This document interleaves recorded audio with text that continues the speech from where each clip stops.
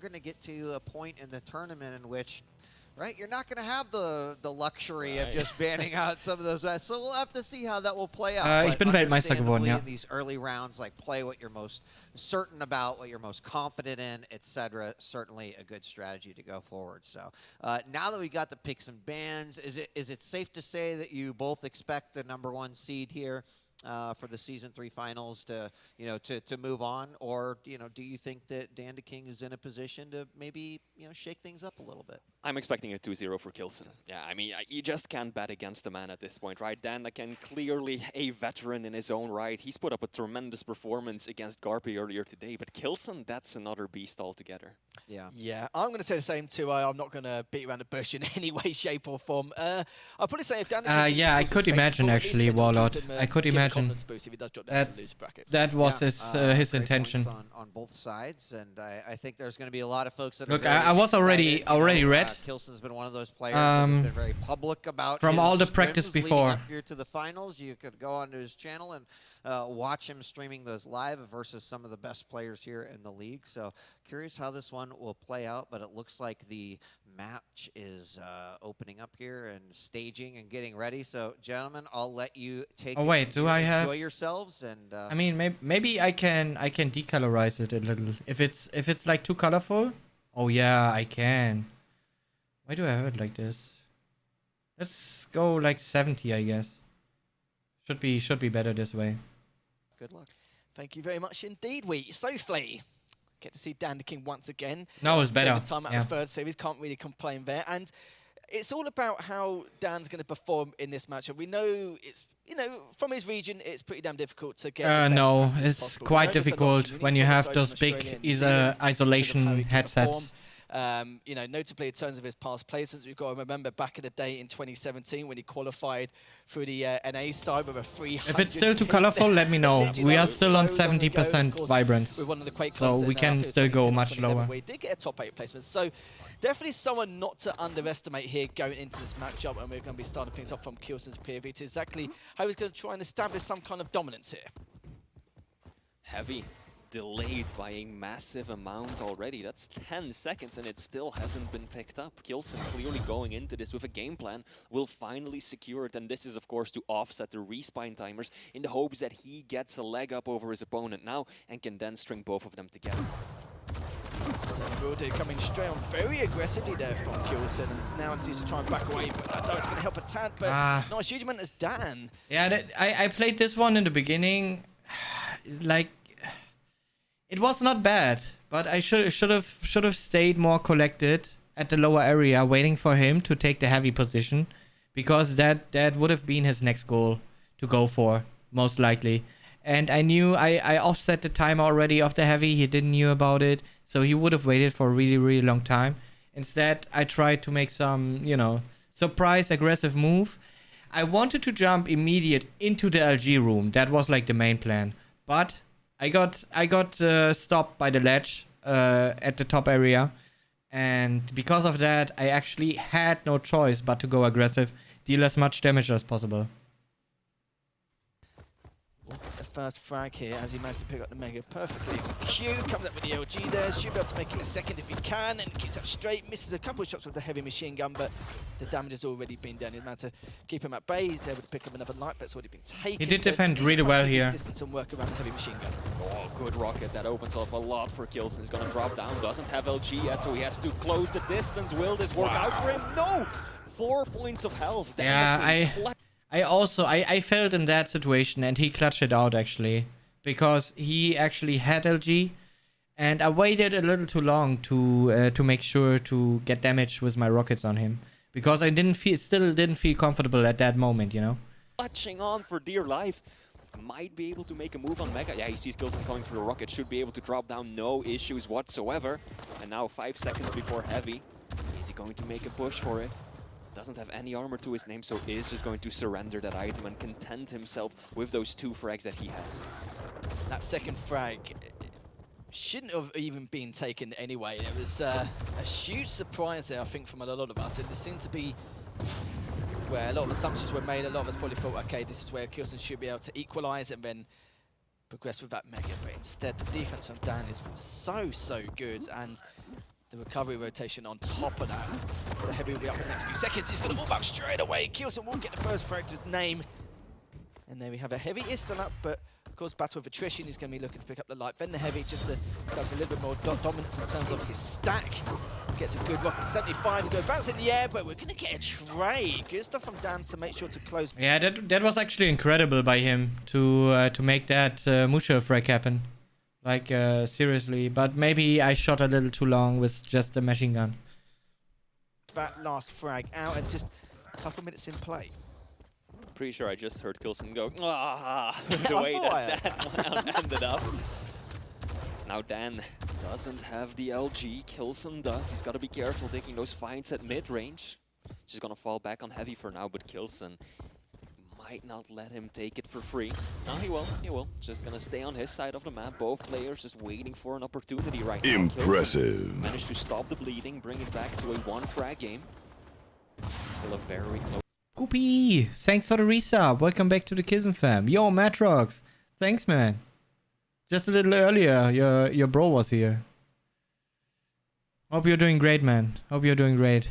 Hey, Rataplan. Thank you. Thank you very much. Oh, yeah. He was already competing. Like, I met him before at a couple of events. Also in Quick Lifetimes. Close match so far. Neither player really getting the upper hand. No, not at all, but these ones from Dan. That second 100 rocket was like so insane actually in that situation by him. They've been so good from a defensive level. K1llsen has to back away once again, so Dan really showing some true promise in. Nothing's spiraled out of control. His defense has been solid. He's made the right reads, the right rotations. Keeping K1llsen guessing in terms of the timing, so delaying bits and pieces here and there, but it might get got attaches with K1llsen standing his ground with the rockets, but Dan travelling in so fast, it doesn't seem to be too bad. Just trying to keep his distance here, so at least the rockets have a decreased chance to help him out by any means. He's going to dive into the red room. K1llsen trying to get away once again, but yeah, Dan is performing so good in this first map. Looking at the ability usage, though, I do have to say that I'm thinking that K1llsen's doing far better at using the orb than Damage has at using the Struck, or the Peeker, right? Whenever he's used it, he's taken quite a bit of damage himself, or hasn't been able to open up the map much. But K1llsen's orb has been very effective. It's gotten him in really good positions, even grabbed him a kill earlier. So, ability-wise, K1llsen is outperforming his opponent, but still, the frags are going in favor of the Australian. And again now, Dan just doesn't put too much pressure on as of yet. Just Oh, okay. First Interessant. Try and get his peak at ASAP. The Heavy is up, so we'll be able to go to this without too much trouble. Schau ich mir später mal an. Just double checking, just trying to get a bit of tri-bolt damage there and a bit of info before he picks it up. But it's also delayed it by a good 5-7 seconds, so Dan's gonna have to guess exactly. He's playing really controlled here. Like makes up in the next 7 I seconds. thought. To be fair, I thought Dender King is gonna play much more like he played online, but he didn't. He played like really calm. Had tried to get the best overview possible about the matchup, and he did this really well. Should go for it, or at least main some rockets down there. Good use, but as he's doing that, the ult straight on up and does take him out here. 5 He picks up the HP. Mega as well. Perfect timing. Light is there, but we'll have to And give 100 that damage up to K1llsen. again But at that the end of the day, moment. he takes the frag, he managed to get the Mega. He's in a good spot now to pick up this Heavy. Nice LG as well. K1llsen dropping down to his doom.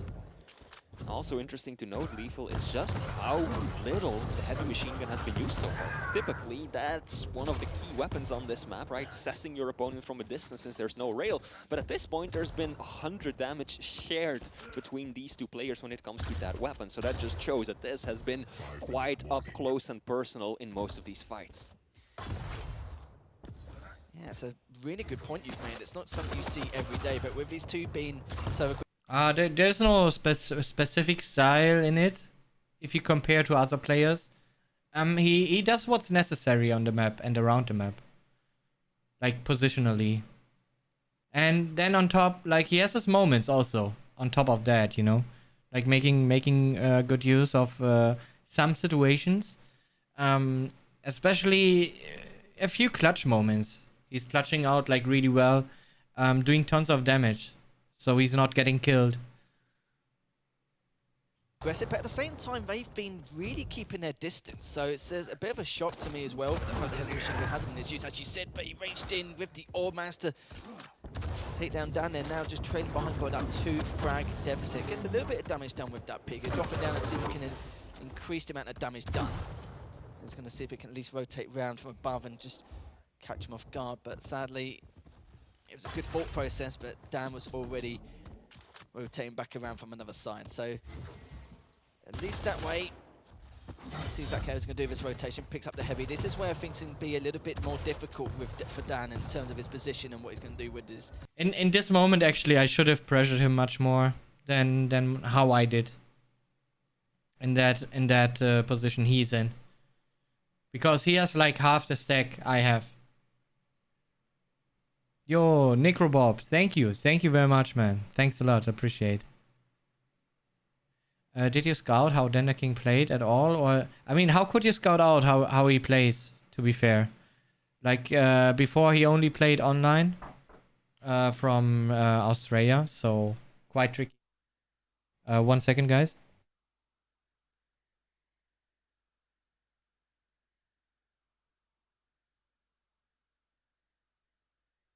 Oh, I'm playing Ron, 15 CEST. Not sure if you notice.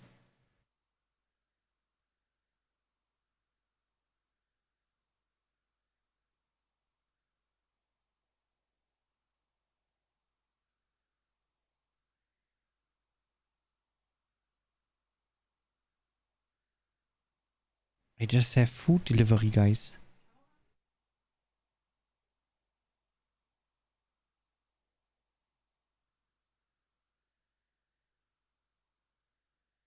All right.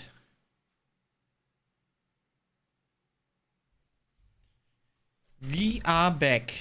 Sorry about that interruption. So yeah, but again, back to topic. I should have pressured him much more at this moment. But that's what happens if you're not feeling like fully comfortable in what you're doing at that point, you know. That's then the moves that are missing. If you have max regular stack, would you rather have the mega health or heavy armor? Which is more important? I'm new to the scene. Congratulations on your win, man. Thanks, first of all. Heavy. But it's a little depending on the map though. Like sometimes you can easily restack on armors, on small armors around the map. So mega health can also be quite valuable. Like on DM6 for example, like you go down, take the lower green, and then you go up to the mega health, and then on top you have another green armor, so it's like immediate 100 armor you can pick up, plus the mega health is like super useful. And then you still have a very good position also on the map. So it's a little depending on the map and the matchup, you know.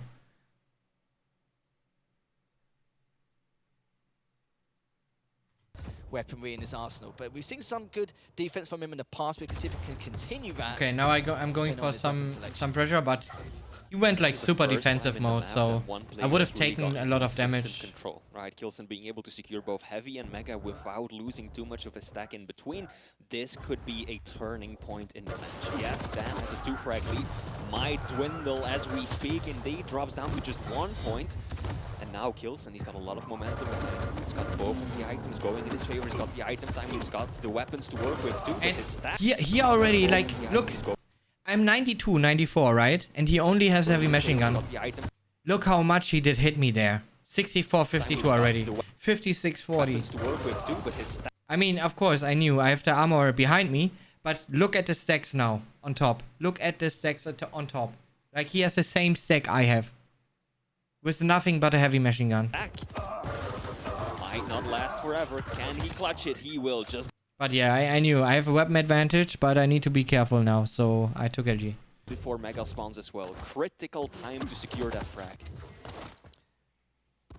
And this is the problem you see for K1llsen as well. Like, if K1llsen, Dan does try and get away when he's weak, he nodded orbs in straight away because he knows with the mobility, Dan's just going to get out of there so quickly. It's going to be very difficult to try and finish up any of those guys, even with the heavy machine gun. But a few minutes left. K1llsen has taken the lead for the first time in this matchup. Realizes this still... That rocket! Like, come on, what was it?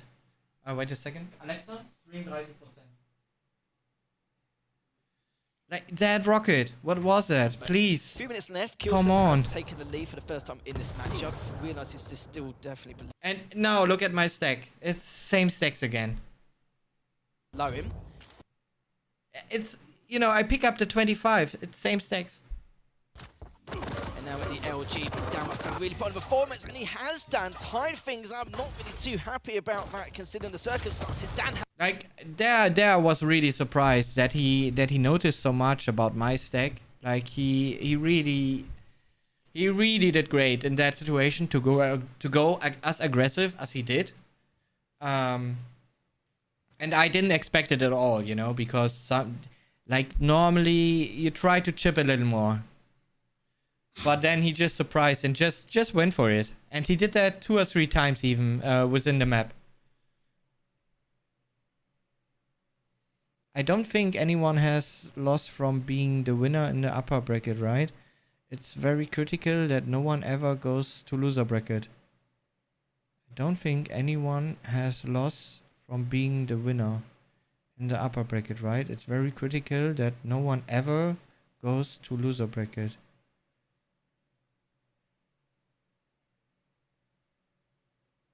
I made it. I made it work. Rafa also, yeah, back in Italy. Rafa made it work through loser bracket. And I made it work in stage 3 finals against Cypher.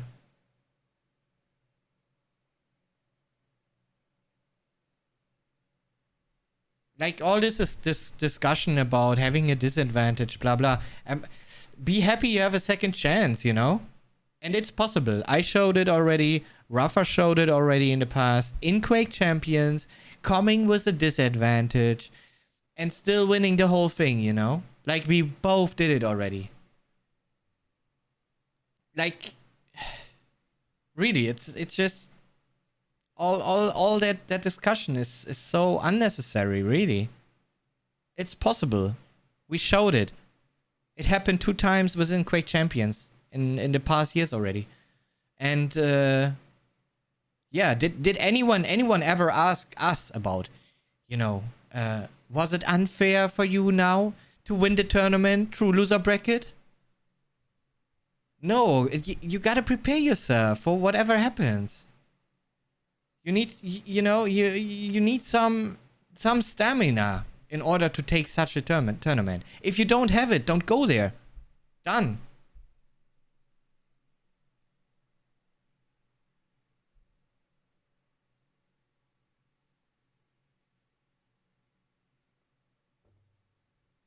What do you think about best of 7 with the depletion of champion pool by the time you get to last map pick? It's fine. That's how it always worked, and I still made it work through the loser bracket. I mean, think about the picks you do. Think about the map picks. Think about the champion picks, and you will do alright. If you really think about your picks, it's not gonna happen that you land in a big disadvantage. But you need to agree that you will most likely, in order to get the best position possible in such a situation, you will have to make a sacrifice. And I did against Razy. I did in the best of 5 match against Razy, and I did in the final match against Razy. And both times I made it work.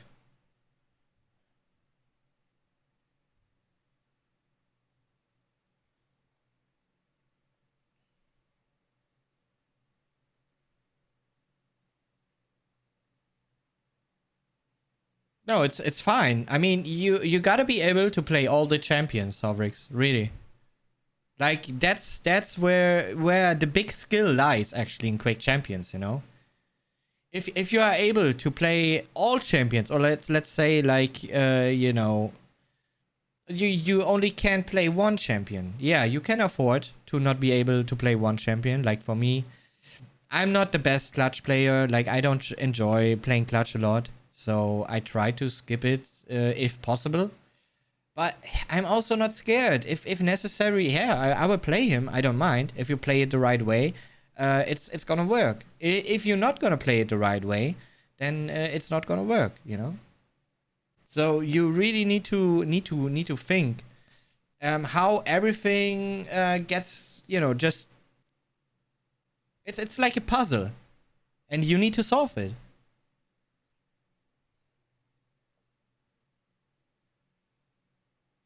No.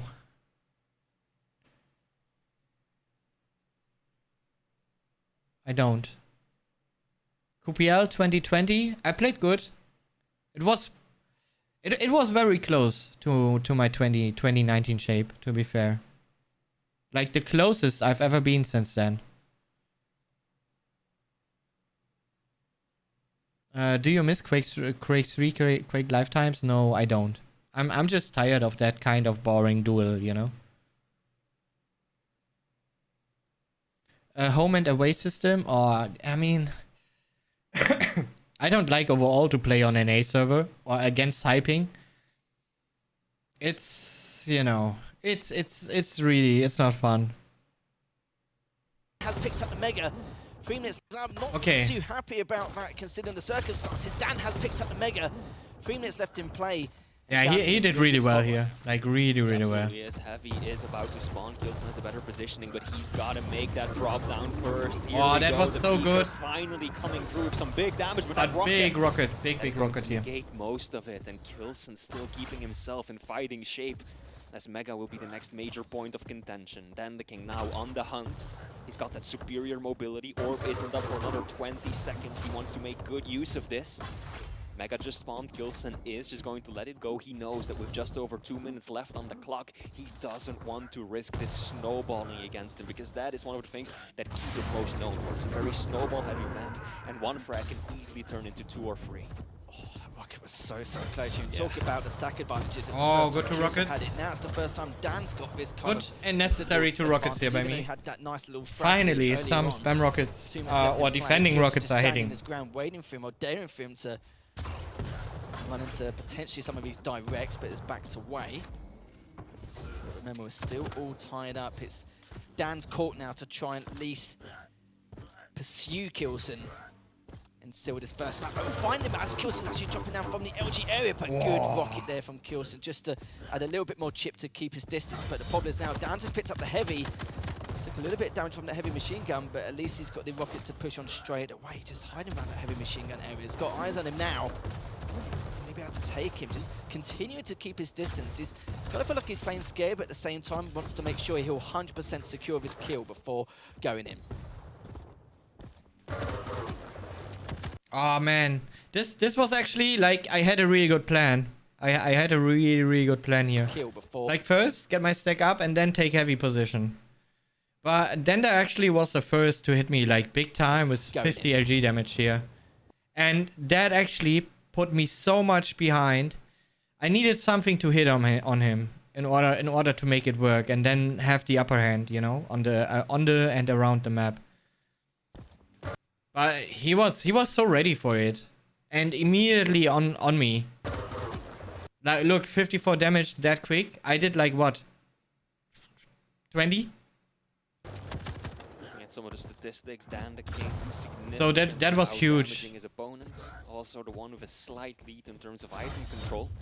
Will get himself both Mega and Heavy back to back, and now K1llsen really has to play this evasive game. He's waiting for that good burst of LG, nice rocket, big amount of unreturned damage to try and turn things around. But this is a beautiful trap that orb! by Dan, and he Oh my god! To secure himself the frag. That orb was so bad. 5 seconds left. Gets caught off the spawn. This is 60 so damage. bad for the German. Might drop another frag here. Yes, he will. Still good damage with the machine gun, but Is Dan going to secure map 1? He could, he definitely could. There's no reason why he can't at the moment, as K1llsen's going to try and pursue in any way, shape or form. And now at this point, he can just keep running, actually. Tackle him down, but look at the stack Dan has at the moment. He's been out damaging his opponent left, right and centre. And the best thing about how Dan the King's playing, he's not been too desperate. He's not been over-aggressive, not been taking very silly risks here. Good rocket, trying to orb on him, but look at the stack difference again. I tell you guys, online, my orb would have done 500 damage actually in this situation. No, not 500, but it would have been a full hit, like in an online situation. You know, that's like the thing. Like sometimes the comparison online to LAN, really, I should have played Ranger a bit more, I think. But he also didn't feel as strong on LAN than how strong Ranger is online, actually. It's the same with Scale. Maybe you realize that when there was a Scale matchup happening, it was quite close. Like, as close as you couldn't imagine. And it was not because the other player played so good around Scale. It was because Scale actually is a little weaker on LAN environment than he is online. I mean, online, this orb would have hit so well, actually. But here, it did like nothing. Not even a tiny bit of splash. And that pretty much, I mean, the latest that sealed the deal. Time is already ticking. 8 seconds left remaining. This is going to be the first map going to Danvin King, and who would have thought it? We talked about how to practice regimen. Yeah, because you can dodge, but you can also hit Scale like much harder than online. And also you can react. You can react to bull rush. Not about dodging, but you can react to it. So you know, on online, when you have a bit of Pika's advantage going on, Scale comes around the corner, shoots before you can even react, and then starts his bull rush. So it kind of is already too late. On LAN, it doesn't work this way. Like the Pika's advantage doesn't weight this heavy on LAN. And yeah, I mean, you can actually react to it and then be prepared, you know, like much more. But also you can deal more damage in a shorter amount of time if the bull rush is actually coming for you, which also helps a lot. How he's going to go into his competition to see how he'll perform, considering what he's in. But the first map goes in I think it's client-sided actually, like Scale Barrow's body overall. He's definitely not someone you want to look upon. Yeah, absolutely. I think chat's channel points are probably going to be in shambles. People have lost their entire funds to this, I believe. What an upset to start this series off with. We mentioned it at the start, right? And here I was thinking, oh my god, Kitty, come on. I know the game has driving you mad. But please, we are not leaving like this. Come on, you can do this. And the King, when he that's the exact, you know, thinking I had. Make it to LAN, he shows up big time, right? DreamHack Winter 2017. And now, impressive. Now you can slowly see me going like K1llsen 20, because I had to already on day 1. Yo, Matt Taylor, thank you very much for the sub, and welcome to the K1llsen fam. Thanks a lot, man. Appreciate. 2018, he makes so now, top 12, slowly, very respectable at this moment I was like K1llsen 5, but but it didn't help enough. No, he hasn't at all. It's like I said before. He's only I had to put some more on top. Top 8 placements back in 2017 and back in 2010 and 2011. So he's definitely not someone you should mess with, in all fairness. He's not someone where you should underestimate by any means, shape or form.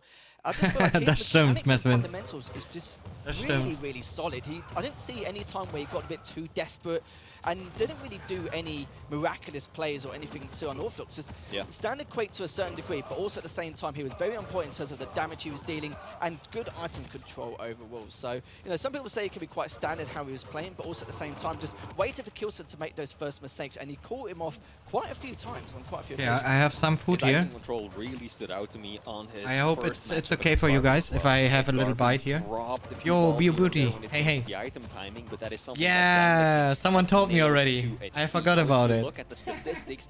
A real big standout here is the LG damage. 1700 for Danvin King versus just 700 by K1llsen, and I think that just shows how much control he had also over the weapon spawns, denying access to the LG. And then when it came down to the fight, he was consistently out-damaging K1llsen. Now, the only thing that worried me slightly, still kind of does, is the use of his ability, right? Towards the end, it improved, yes, but in that first half of the match, I feel like the Peeker usually hurt him more than it helped, whereas K1llsen was very consistent with the orb. So, map 2, this should be Ruins, where we're gonna see K1llsen on the Slash, and Dan the King on the Visor might shape up to be very different.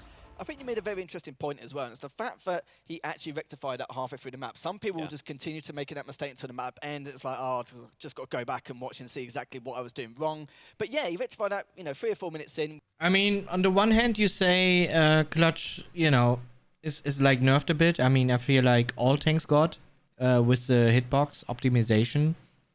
Hitbox is getting smaller. Yeah, it might have been a small nerf for tanks. But it still worked, kinda, right? Like when Wenger and Razy were playing on DM6, Clutch against DK. I mean, yeah, DK is not like such a strong champion. Impressive. But if both players are hitting their shots, the Clutch most of the times will be the one coming out on top. So I think overall it's a step in the right direction. And not bad. Needs to be investigated a little more. Yo, unnamed player, thank you very much for the sub and welcome to the K1llsen fam. Thank you very, very much. Which caster understands the game best in your opinion? I think sometimes Flea is making some good reads actually about the game. And why something is happening. But the best approach in that, I mean, ZSX, of course. Because he also has been in this kind of situation in a while. So, yeah, he makes really very consistent good reads, actually.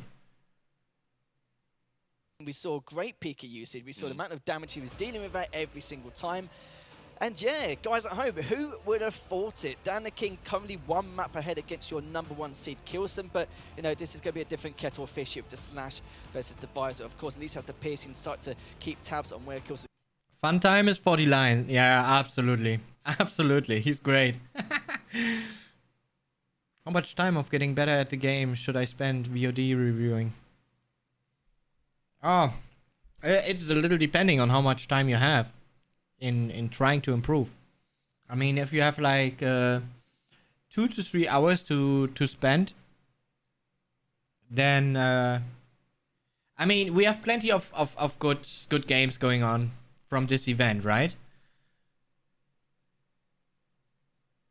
So if you try to watch the full event and try to recognize, I mean, just pick like really good and close games. They will show you a lot actually about what's going on.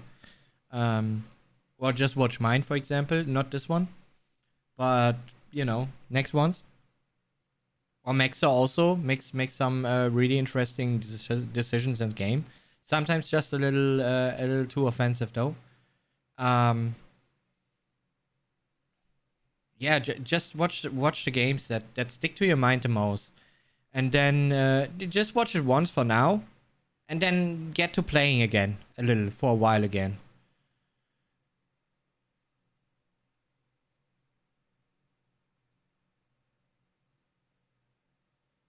Yeah, ZSX was wrong like all day long.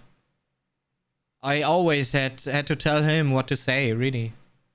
You always ask me, "Hey, Killy, what can I say when I'm casting and commentating?" Yeah, and then I told him, gave him direction. He did good. Sometimes he understood things wrong, but then I was there to correct him, Yeah, this belt is a Quakon belt.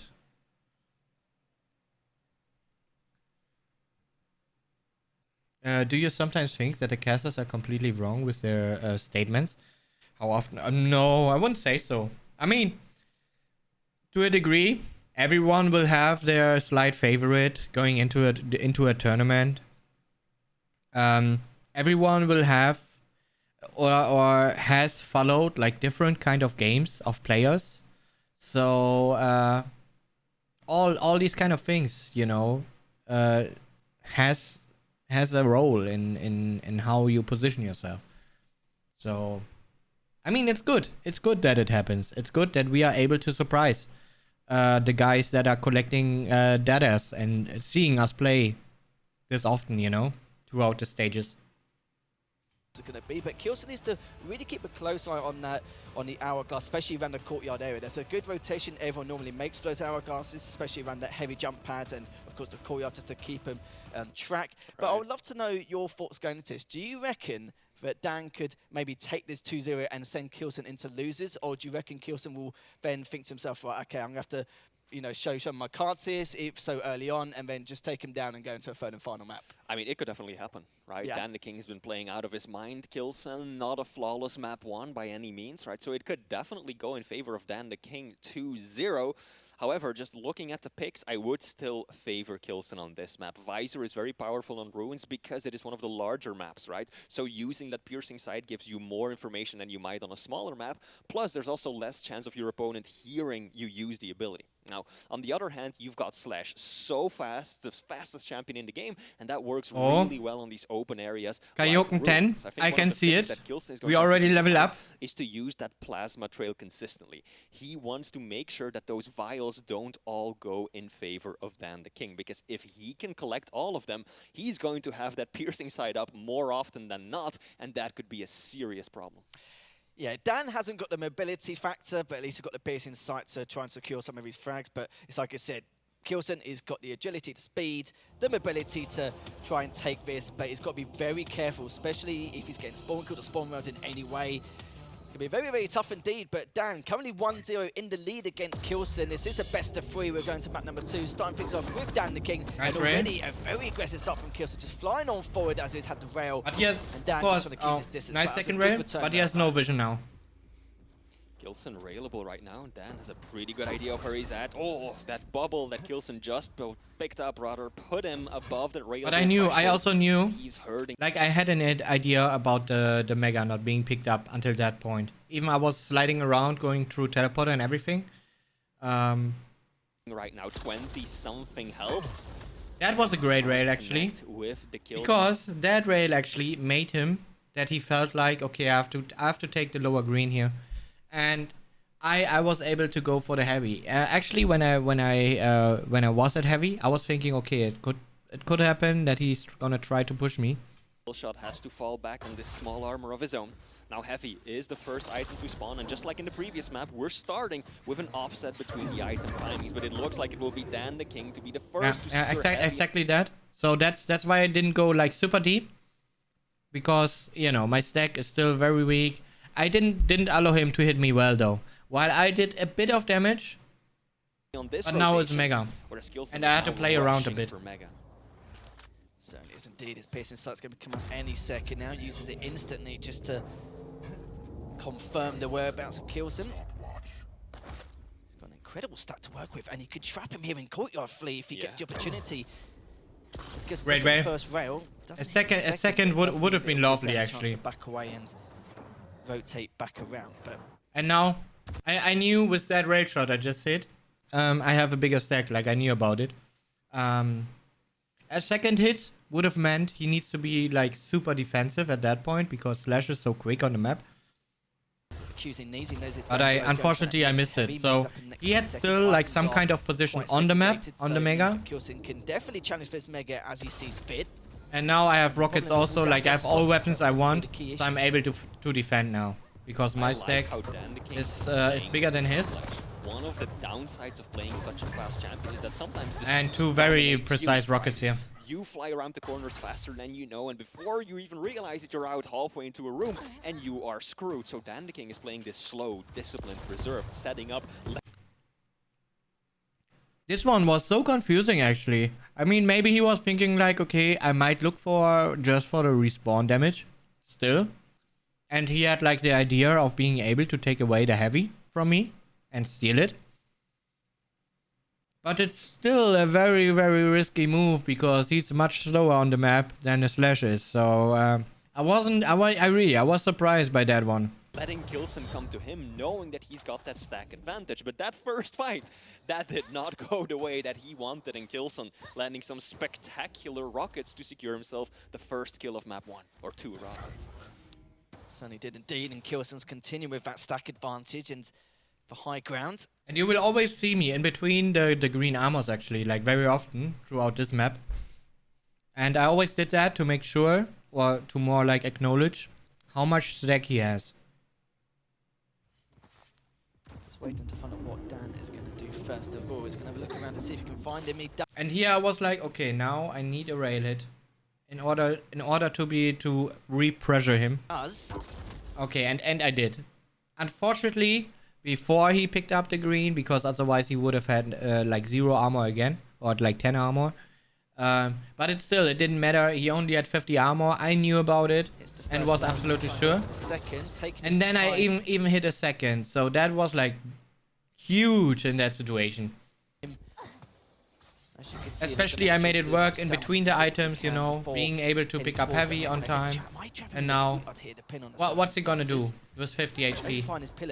Oh, okay, he's using piercing sight. Now I gotta be careful. If I get hit one more, it's only one more rail afterwards that I'm gonna get killed. So that's why I back off now. Required. Hits another one. He is railable. Will he be able to catch and go for the mega? Oh, caught. Yeah, I tried to make that corner like as sharp as possible. And yeah, didn't matter. I at least survived here. So he did well with his piercing sight to hit me like that. Side a little bit, but it doesn't matter. But still, it's my control, and at this point, he's not able to attack the heavy.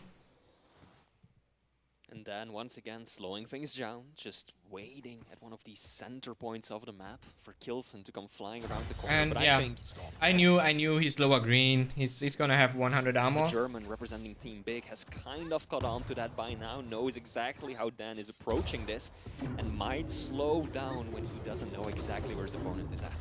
Now a lot of this match so far has come down to the railgun, both players landing a respectable amount of damage. But Dan, unable to make a push for the Mega, is just going to drop down to heavy instead, trying to get a lockdown on these entryways. At some point, Dan is going to have to hit at least 1 or 2 rails to break this. Yeah, I did that one pretty well, but I didn't see that he uses his wall hack at this point actually, so that's why I kept going. But then when he now repeaks, I realized, oh shit, he uses his ability.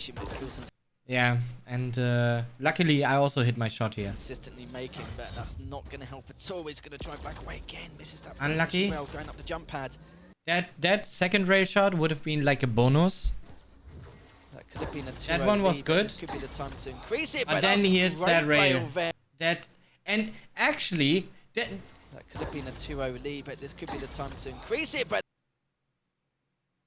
yeah, I'm not sure. Why I dropped down here, that really. was a great rail. I could have stayed at top, because I still had rockets, you know, to do damage. But maybe it would have been too risky, actually, to do more damage and die. And then he gets mega anyways. Yeah, I made the right decision to drop down. Absolutely did.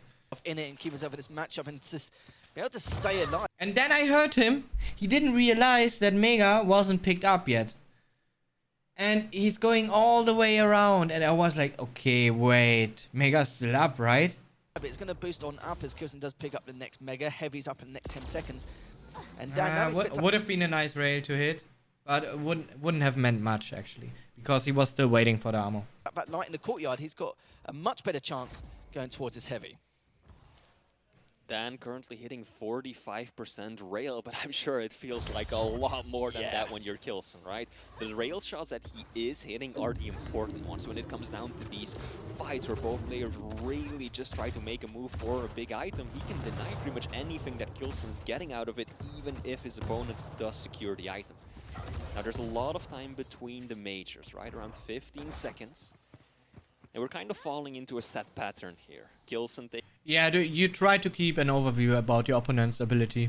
Sometimes can be tricky with time veils and everything, but you need to realize, you know, which time veils are picked up, which not, and then you can guess when it's ready again, when not. But yeah, you kind of need to try to keep an eye on opponent abilities.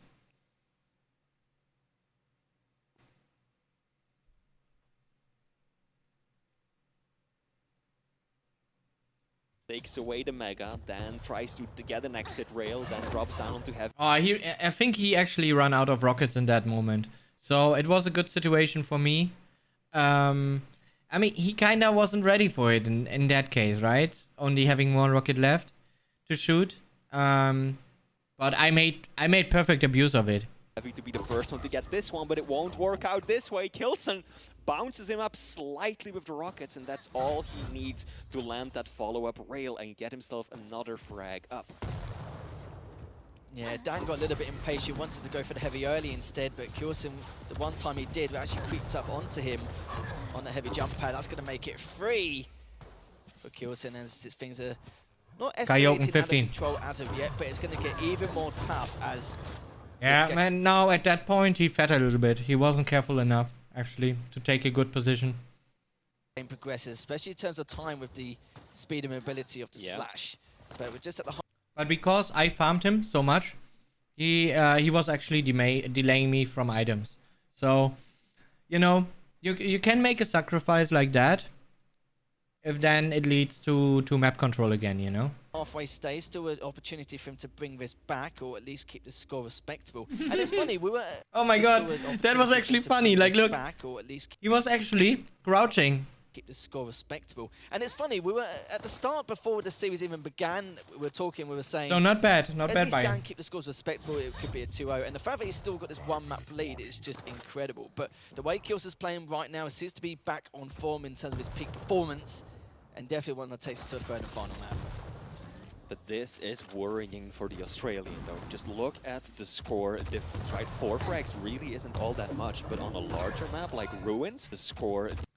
Look at my stack here.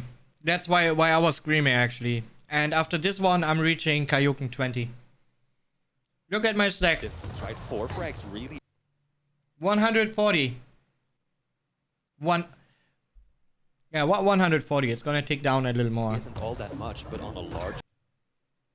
And then, like this.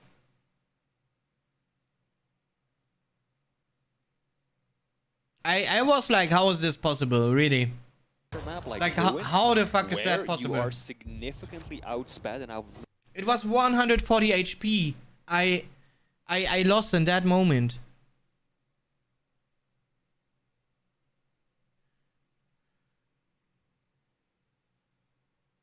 I mean, yeah, he was right in my face. It seems like, yeah, so I did some self-damage. But like 40 damage on just myself? Not sure about that, though. Maneuvered by your opponent. If you have to try and chase down a slash when you've got nothing to work with in terms of mobility, get 3 frags in those final few minutes, that can be borderline. But yeah, I mean, I knew he's damaged, you know, he needs armor, so I knew he's gonna take heavy position. I can go for smalls again. That Dan just stops And I'm faster, right here, so moves it down to 3 frags at the most. that was really good. Stacks are the same already, right after. Totally agree. There's very little room for error here at this point. I had 80 armor and 84 armor. Let's say 82 because it ticked down a little more. And 63 HP. So I must have done 45 self-damage before he shot a rocket into my face. But 45 damage on yourself is actually difficult to happen. So it was really weird. As he will have to make riskier and riskier plays as time progresses though. 4 minutes left. Dan still trailing behind by 3 frags.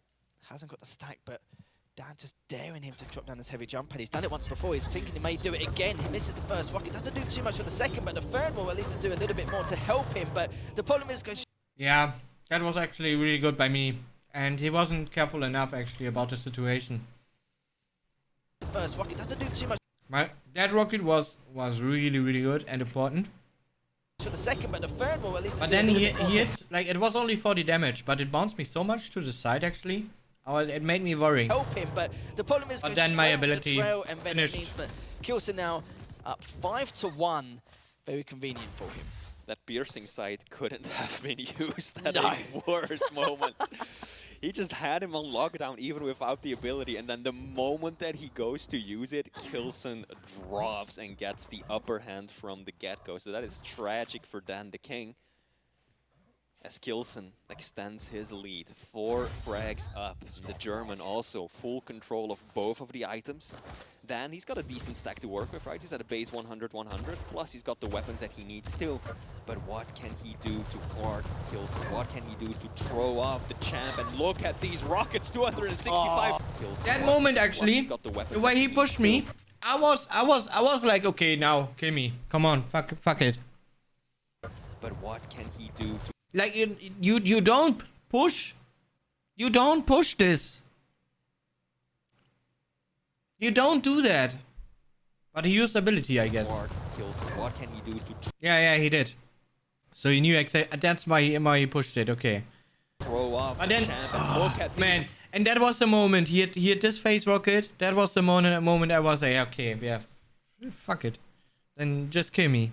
And then I hit another 100. rockets, 265 ran. damage. Still isn't enough. 265. And K1llsen still walks And now that was the moment I felt it. K1llsen 20 is popping. away with the frag. That is obscene. The direct rail combo and hitting 2 rails on spawn straight afterwards. Yeah, it's going to pack a wallop to your confidence and your morale after that first map going into this second one now. 2 minutes 45 left. Dan still has a little bit of time, but we have to be real here. It's so tough to at least try and tackle down a Slash, especially with some of the top tier Slash players we have on the circuit. With 2.5 minutes left remaining. But the only thing Dan can do now is take some very risky but potentially rewarding plays, but Dan realizes that it's probably out of the realms of possibility in this matchup. It's going to miss a couple rounds. Yeah, I think at this point, Danda actually gave up already on that map. But at the end of the day, the damage has already been done. Dan right now is probably already thinking about what to do in this third map. Looking at the statistics, it's very clear K1llsen out damaging his opponent, plus holding on to far more of the major items. 12 versus opponent 7. And one of the most interesting things here, Lethal, is the use of the LG by Dan the King, or rather the lack thereof. Dan the King has done 50 points of damage with the lightning gun. That's it. It basically hasn't factored into his game plan whatsoever on Ruins. Yeah, it's interesting because the LG was his best mate in the previous map. This time round, it's not his mate anymore. So I think they may have to have some talks and discuss like why that is at this stage. As K1llsen just diving on in from the T-junction, but it's like I That said, rocket it by him doesn't was matter. The great, damage has actually. already been done. 90 seconds, 7 frags. Yeah. Not going to happen at all, especially against a Slash player, especially if it's going to be K1llsen as well with all the chip damage with the rail he's going to use to keep his opponent back. But, it was But a at great this- defense at this the point, very didn't mean a start. lot Dan anymore. was just trying I his mean, best to 9-2. at least break that rotation of item control, which K1llsen was making every single time. Of course, that drop down from the heavy jump pad to take Dan off guard as he was approaching that heavy was not something Dan expected, but at the same time, it was the only time he actually prepped early to go for the heavy, which was a little bit unfortunate for him. But Wow, crazy rocket there. K1llsen just, as you do, just jumps out. But and nice finishes finishing with a rail. Beautiful rail once again. Heavy's up in the next 5 seconds, but it's like I said before, good start, but it's a shame that it ended this way in the second map. Yeah, absolutely. Dan had a really solid game plan going into this. Slow it down, let K1llsen come to you, right? Wait with the rockets, because that's one of the weapons that have been working so well on this land for everyone. And then hope that your opponent makes mistakes, that they let the speed dominate their game plan rather than the other way around. And for a few minutes it was working well, but then at some point K1llsen just got the best of him and turned one frag into multiple, got full control, and at I mean, whenever you are mad about something and saying to yourself like shit, you know, turn this word into something positive.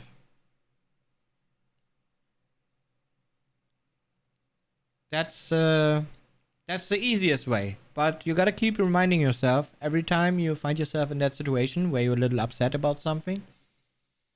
You need to say that positive word instead of the negative one. It helps.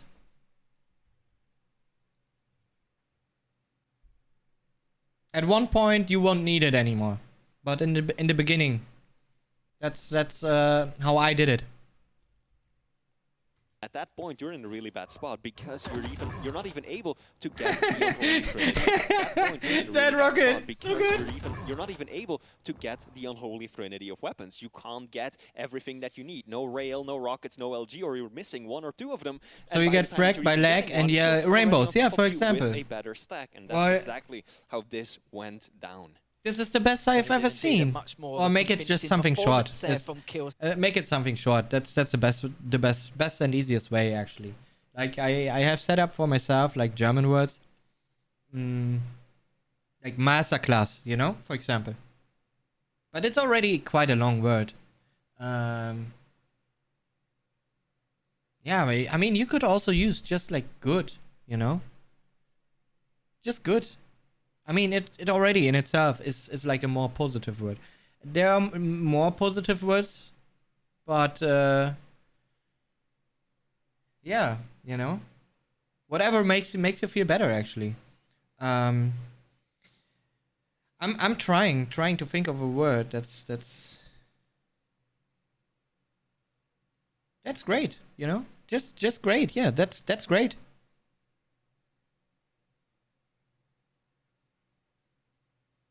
I think that's great actually. It's like not bad to use. Great. Just great, yeah. Awesome. Beautiful. Ja, bei mir war es Spitze. Tatsächlich. Spitze habe ich benutzt. Oder Klasse. Diese beiden Wörter. Aber ich weiß nicht, wie die sich im Englischen schimpfen. Ausgezeichnet, ja.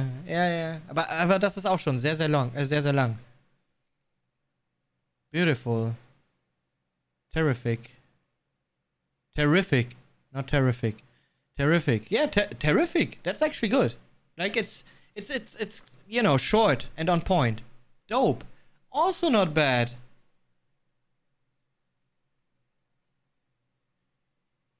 Yeah, or just use K1llsen.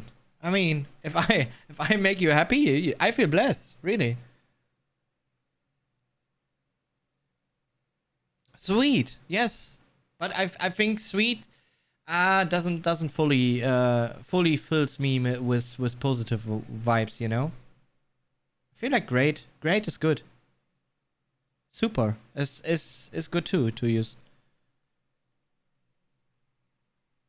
But just, you know, when you have something cool, something positive happening, and you know, the first short word you have in your mind, which is not negative. I mean, sometimes you can also celebrate things with a negative word, you know, like oh shit, but shit is negative, but you can still celebrate it by saying it. So, yeah, it needs to be a positive word, like terrific. It's not bad.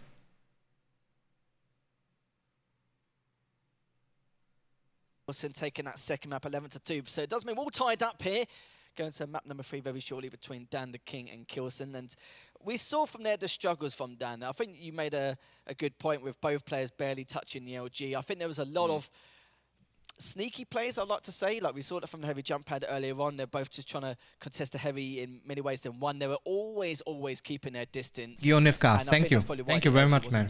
Thanks a lot. Don't get me wrong, we love a bit of LG here and there, but the problem is with Corrupted Keep, it's understandable why it was used so much in comparison. K1llsen didn't really use it as much either. It was more favouring the Rockets. But going to his third and final map then, Flea, I know you said 2-0. I said 2-0 as well, in all fairness, but how do you think Dan will do in this in the next match? Do you reckon he'll be able to recover and reset his mental fortitude going into this and just play with the amazing mechanics and fundamentals he had in that first map? Or do you feel like K1llsen is just getting into the swing of things now and should be able to seal the deal? I mean, Dan has been part of the scene long enough that he will be in control of his nerves, right? So I'm not expecting him to let this affect him to an obscene degree. But let's just go back to the basics real quick. Let's just look at the facts. Map 3, Awoke.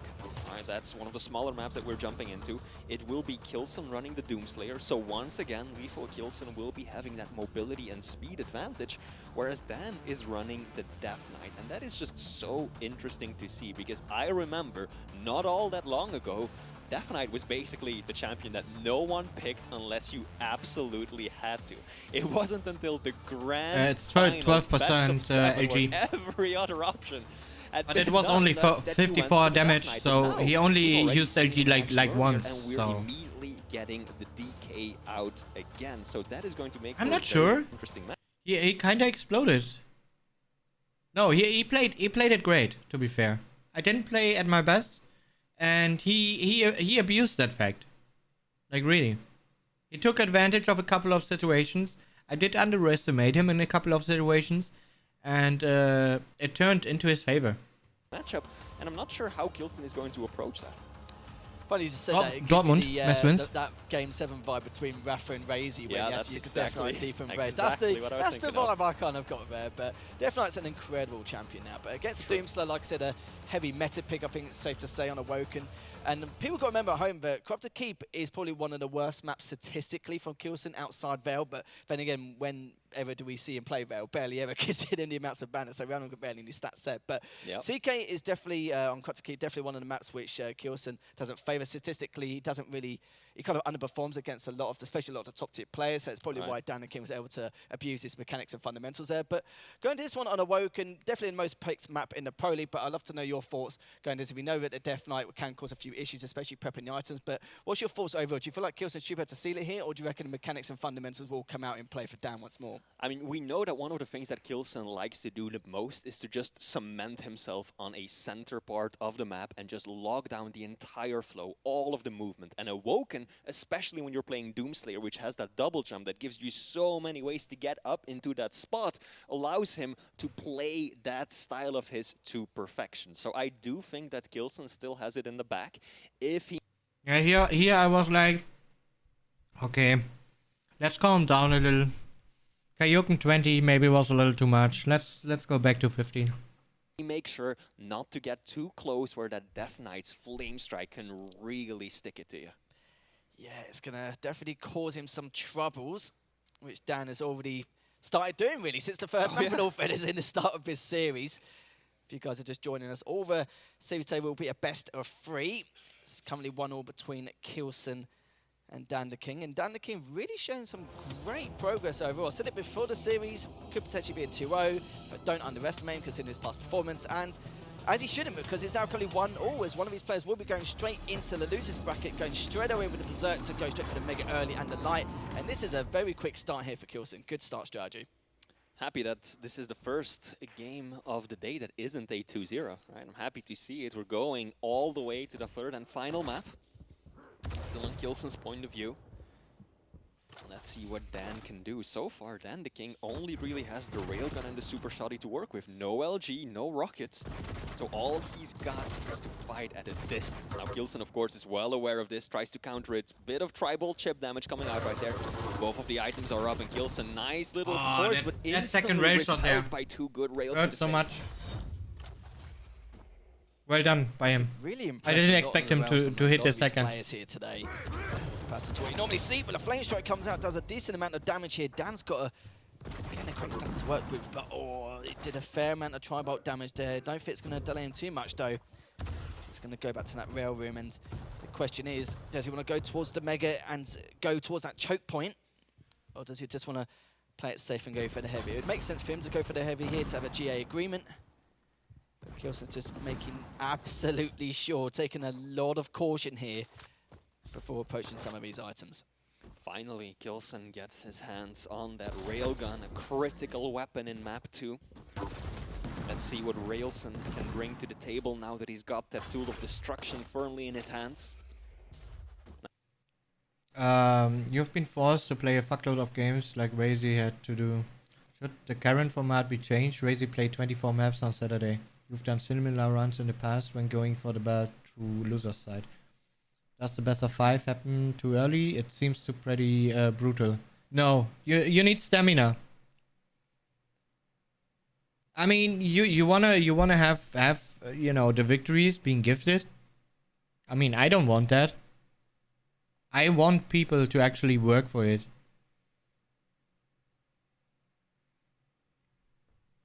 Like we had this discussion a little earlier already, like 2 times already. Really, I don't know like what this disadvantage blah blah is about. I mean, be prepared or be not prepared, you know? Like seriously, if you're attending a tournament, it can always happen you drop down to the loser bracket. And you gotta be ready to play a lot of games, to run behind schedule maybe even. So you don't even have time to do like decent champion picks. It's what happened to me already in the past, and I still made it work. Rafa also made it work throughout the loser bracket.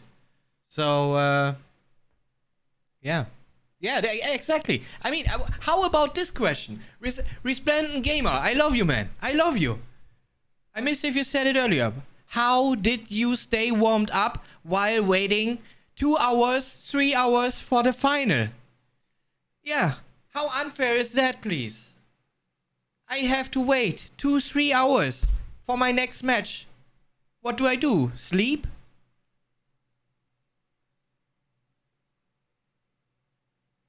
And it's tiring as fuck, actually, to wait. I rather play games, to be fair, than waiting. Man, I love this question. That's the approach. I mean, one could say it's a deserved break. You didn't lose before, so you can take 2, 3 hours spending without playing. But it's really tiring. And yeah. You need to figure out your body actually in order to make it work for you, to be fair. Like you really need to be able to read your body signs, you know? That's like really important. And that's also really important when you drop down to the loser bracket. Like it's not just play this game and practice this game. That's not what a professional is about. Like absolutely not. In that case, we would only have like, like those traditional computer player, small, fat hair, being fat, sitting on the stages. That's what we would have all day long in every fucking game and tournament. But we don't have it. And this comes down to a reason. It is because people are taking care of what they eat. People are taking care to do a few workouts. Maybe they regularly do. Maybe they start at some point before tournaments. Yeah, I mean, if you can't do it on your own, try to get some help that motivates you.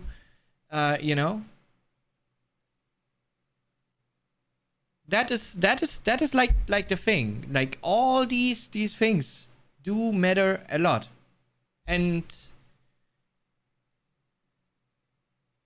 it's important.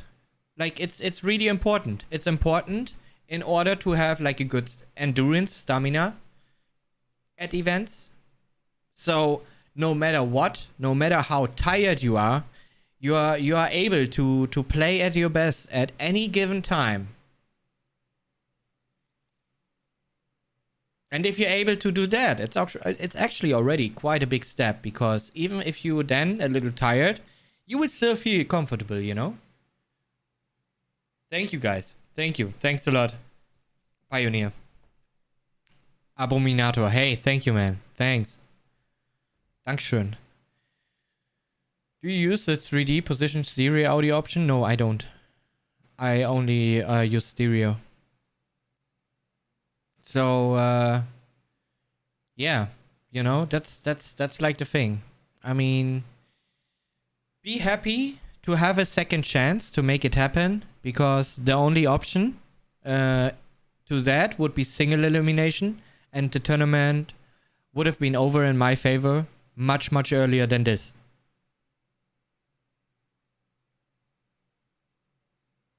And yeah, if you can't face the fact that there is a situation happening that you drop down to loser bracket, I mean, then just don't try. If you can't work for it, And yeah, don't bother with it. I mean, I've been giving out like so many good tips, especially in past streams, you know. And yeah, many players still not doing their optimal they can do.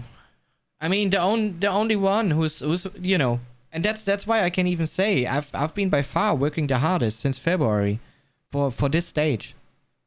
And the one that comes next to is Wenger, who's, you know, also setting up his whole schedule about preparations before a tournament, you know, changing a lot about how he eats, what he eats, keep fitness in mind.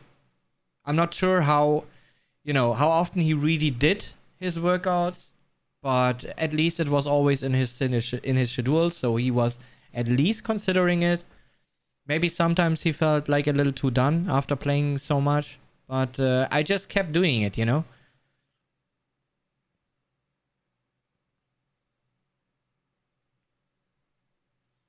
So yeah, you need to practice your stamina, like absolutely, for any tournament, even if you're not dropping down.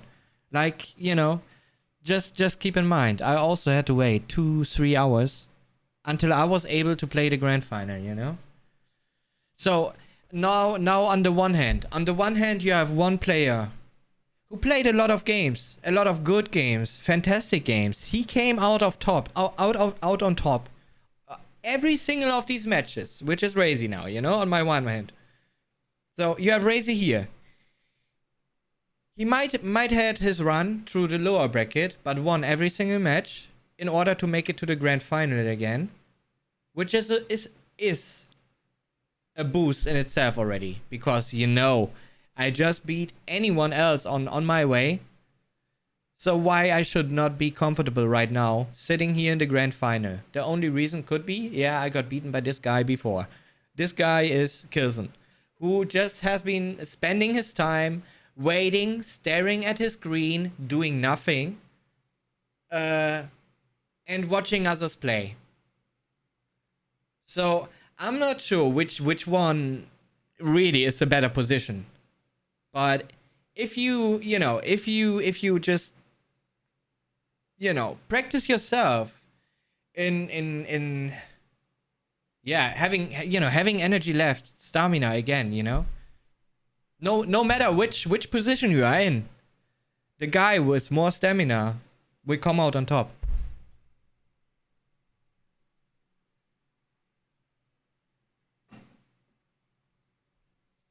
Hey, Kelly. Now both of the major items, perfectly insane. No, I didn't play a single game. Meanwhile, I mean, there were not a lot of players anymore. Because some had to leave, like they wanted to chill a bit from the event, because, you know, they had a long day before or stuff like that, and then be ready for leaving. Get a little nap before they left from to the airport, for example. Yeah, but also I didn't feel the need, like, to play at all. All I did was like playing 3 maps before, like in the beginning of the day, before the stream was going on. I was playing like 3 maps with Wenger, and that made me feel good for the day already. I didn't need anything else.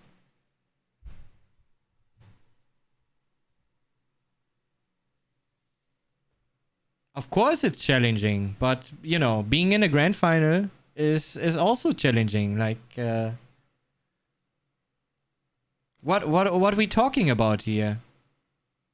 I mean, I know that it's very unfortunate for Razy, but I don't see a reason to take anything away from how it runs at the moment, because it does make sense. Yeah, on the one hand it might seem unfair, but on the other hand you get a second chance for it, which is big. And some players have proven, which is me and Rafa in the past already, that it works going through the loser bracket. Like it's possible. We have shown it.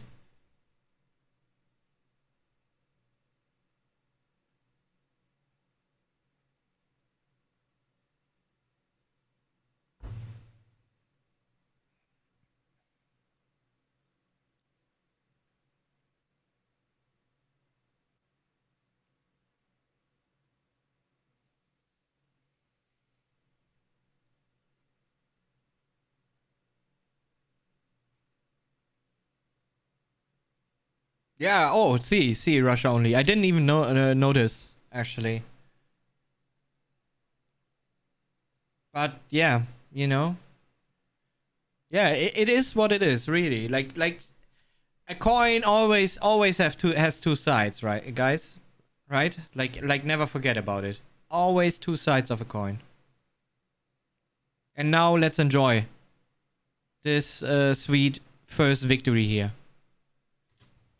K1llsen setting up near the heavy, hoping to get the upper hand here.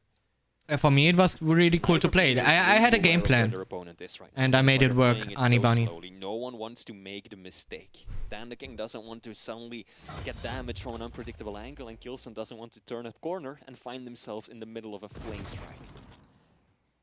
Both of them also trying to delay the items, and it's pretty much all. Yeah, here also in this matchup, like I had a clear plan actually, trying to not get too close to him, to not take too much damage by his flame strike. Almost in sync. They've both had the same idea, just different positions. But in terms of positioning in the advantage department, Dan is going to be in a great spot. But still just checking all angles. He realizes that K1llsen's playing it slow and steady. But K1llsen also realizes that Dan's been consistently waiting for him to make the first mistake every single time, or almost every time anyway. Oh, Exobis. That is really difficult to answer. Looking to at least pursue him top mid, but problem is doesn't really get much damage done or much. Yeah, this was a little bit like a stale, and I was trying to think, okay, how can I open up situations now? I know Mega Half is spawning around the same time than Heavy is, because every time I heard him jump and everything, right? So how can I open things up now? I mean, I tried to hit Tribal here and there. He did try it. Much info, but he knows he's there. Now I hit good Tribal finally. Yeah, that's gonna be beautiful. 90 damage there from that last Tribal. Picks up the light anyway. Now I need some more in order to make him go to the AG, and that's the moment I can take a major position. And wherever he goes, I go and I kill him. And Dan realizes that, yeah, he has to back away. And now, for some reason, He needs to re-rotate. he actually really went there. He could have stayed here actually. And I noticed, okay, did he really just go to Lightning Gun armor? Because he's lacking 10 armor, really. All the way back And he actually did. around to see if he can get And now I just take position another angle, or at least and react to what he is doing. Because I know, with that Tribal hit, all his Mega Health is gone. be on the offensive from a different part, but misses the flame strike. Some And now Flame Strike even wasted. I did some more damage. good tri-bolt though, and I also managed to know get away, there's but the zero problem is that armor. flame strike's going to be a fair while, depending on how many hourglasses he picks up in the next 30 seconds. Oh, and then his timing was really lucky here. Just a moment, I peeked over, he dropped down there. Just want to point out that K1llsen has done more damage with the Tri-Bolt alone than every other weapon combined. That's really been his go-to so far. Yeah, K1llsen making real good use of that weapon. Yeah, again, 2 good rockets. I knew now his overstack of armor is gone. So Sex should be about the I same. think it's changed by now after those 2 rockets, but really using it expertly. It's also such a versatile weapon. If you can stay at that perfect distance, it does more damage than a rocket to the face. So K1llsen really closely focusing on his positions, trying to make the And now I knew if he takes the armor, it's gonna take him too long to get to Heavy. most out of that weapon. And of course, this is the final map, the decider. Both players. And I don't know why he actually dropped down like completely into water. Like that was a bad decision. And then I also hit that rail shot. which was big. Careful. Then I hit another, and I knew, okay, he's 10 HP. Wants to be the first to drop a frag, but it looks like it might very well be Dan the King. Yeah, for defensive, he used his After ability. those two big rails. And But that rail shot, actually, I didn't expect it to hit. I was just, okay, let's try. Let's try. first just to drop try. a frag, but it looks like it might very well be Dan the King after those two big rails. And Oh, the first one will connect. Okay. Beautiful. Let's go. I'm in. K1llsen getting the first kill. What's he gonna do? Took nearly 4 minutes, but he got it in the end. Dan's defense has been immaculate. Oh man, I could have done so much more damage there in that situation, actually. But it was still 40 damage, so he almost has 0 armor again. Especially during the first And then he actually pushes through. Like, I was like, what are you doing? and this map as well. Good rocket though. Should be able to clean him up here. And he makes it work. That's the even more frustrating part about it. Gets up as well at the same time. It's going to try and get away. Not going to happen. All There was like how? How did that one work? tied up. As we're 4 minutes in, picks up the heavy. So at this stage, all he needs to do is just deny him some of his weapons, and he could be in for a real treat here in the potential to gain the lead. Definitely some frustration from K1llsen. Yeah, very big rocket Missing here. that rail. Another good one. That it would have been 2-0 up Small on one. Mega. Everything would have been going in his favor, but that one missed shot has given Dan the King a lot of room to work with. Now K1llsen doing such a good job at applying pressure, using that double jump to cut clean through the center of the map and stick it straight to Dan the King, who does manage to pick up the heavy. Trying to sneak his way out of this room. He knows exactly where K1llsen is at. He's got the high ground. Never a place where you want to be down below. Oh, click. No rockets to work with. And the King has to get some more ammo. Might be able to catch K1llsen in this choke point. As long as he continues to spam, some decent damage, but the problem is Yeah, that was just going out there, the cubby. The power of double jump, right? So avoid to get hit hard by rockets, because I heard him shooting rockets over and over again, and then I just abused the reload time. it's going to be railable. K1llsen finishes up, clearly notices this. Hits the first spawn rail as well. Good This is a respawn great way rail. to try and increase his lead and boost his confidence going into the second round, and he does. That's going to be a 2-frag lead here for K1llsen, and established a bit more dominance here. Heavy is up currently at 66 from that previous tri-bolt. Gonna try and rail him as well. Sadly misses the first one and the second, but at least a good And that rail, I was like, okay, come on. Gonna try and rail him Miss, as well. Sadly misses the Miss, first one and what's going on? And then I'm hitting. I mean, for me, it felt a little like a miss. Not gonna lie. the second, but at least But it seems like I shot in his food, actually. In his feet, not food. In his feet. But it's still, for me, it looked like it was none. it'll give Dan a little bit of room to breathe. As I say, that does Like, I get was the really final one. surprised about that one. And now this is where things could crumble here for Dan, depending on the circumstances. I love how patiently K1llsen approached that as well. He knew that Dan the King was stuck. He knew that he had heavy behind him, and instead of rushing for the item, he just waited, saying, yeah, okay, I'm just gonna wait and see what you do, try and get an exit rail. I'm gonna do some damage no matter what, and I've got the heavy to fall back on, whereas you are stuck in a corner with nothing but LG. So very patient, very disciplined, good use of the rail, clutch too, because if he had missed that shot, that could have very easily turned out to be an unfortunate series of events for the German. And now K1llsen, 4 frags up with 4 minutes left on the clock. Still has time to work with, but you can see K1llsen starting to feel it now. You've noticed it as he's progressed for the last couple of minutes. It's a little bit static to begin with, just due to how Dan was playing in terms of his style. But now he's got a few more frags to his name. You can see him getting a bit. No, actually, if you try to shoot in the big toe, you miss. It's not part of the hitbox anymore.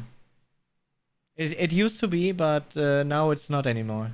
More control here. Needs to back away, but can still fight for this Mega, of course. Gonna try and get a bit of rocket in, but yeah, it's just not gonna happen. K1llsen increases his lead, and this is looking much, much better. Dan is starting to fall apart a little bit over the last couple of minutes, but it's just the hyper-aggression coming up from K1llsen. As soon as he's confident, he's got that morale boost he needs in order to be able to afford to take some of these risks due to the lead he has. That just spells danger with a capital D. K1llsen set up for the Mega very early, but he is able to do enough damage to keep Dandeking at bay, at least for now. Now the Australian is going to be able to push in between those railgun shots, gets himself the Mega, but to quite a bit of damage in return. I think that K1llsen now has already started to switch to a much more defensive play style, lands right in the flames. That was right, nice, though, nice couldn't ability. quite get the jump across because Dandeking nailed him in midair. That railgun was enough to kill his momentum, send him spiraling down to his doom. And this is very possible for Dandeking. 4 frags in 2.5 minutes. It is difficult, Lethal, but we have seen crazier stuff go down on this map in the Quake Pro League. We certainly have 60% rail coming out from K1llsen so far.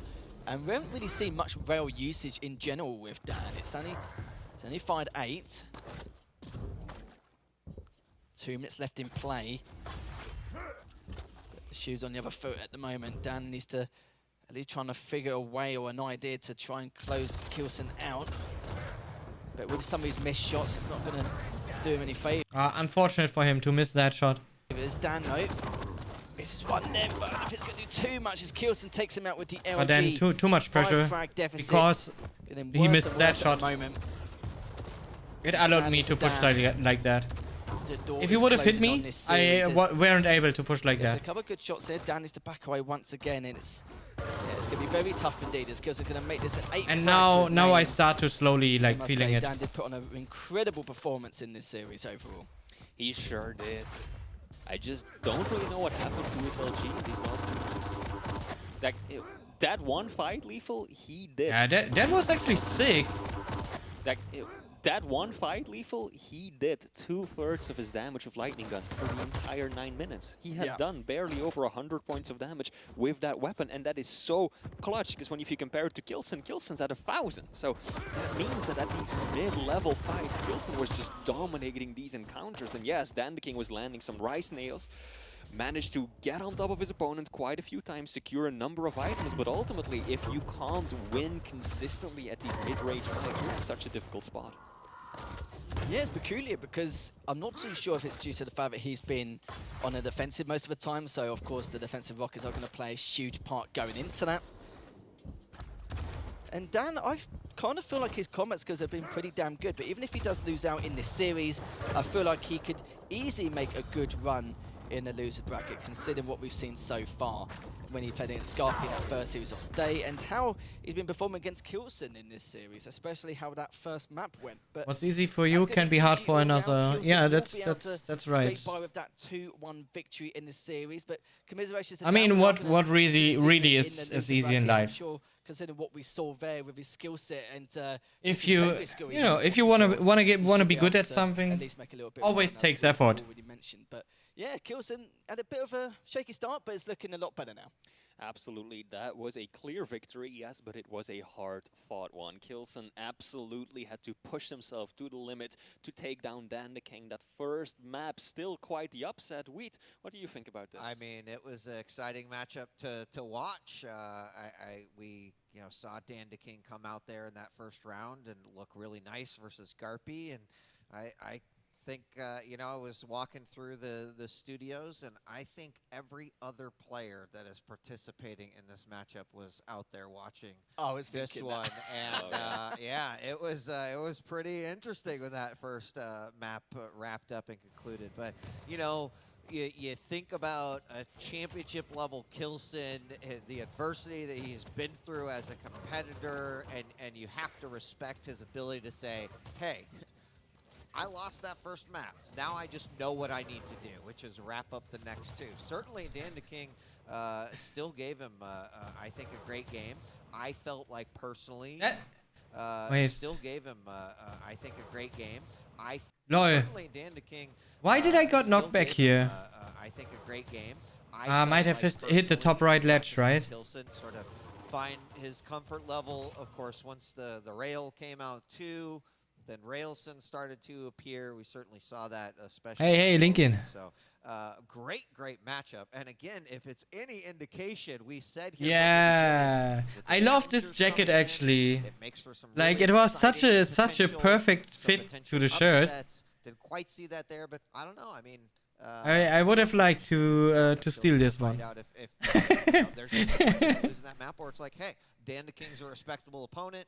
You're gonna win. You're gonna lose. As long as you win the series, move forward. That's what you've got to do. So, great stuff. And our first two. Yeah, that jacket really Yeah, it certainly is. It's definitely not is something really anyone dope. would have predicted. Like I said before, channel points in terms of that.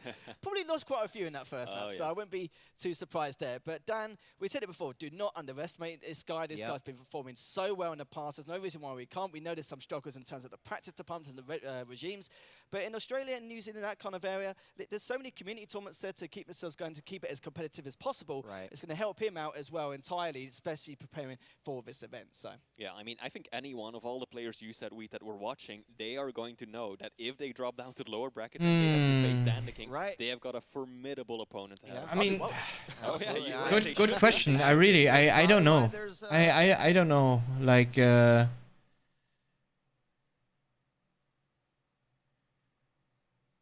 why Razy early on? Impressive. Oh my god. Skyvenhoff gifted a tier 1 sub to Sharon.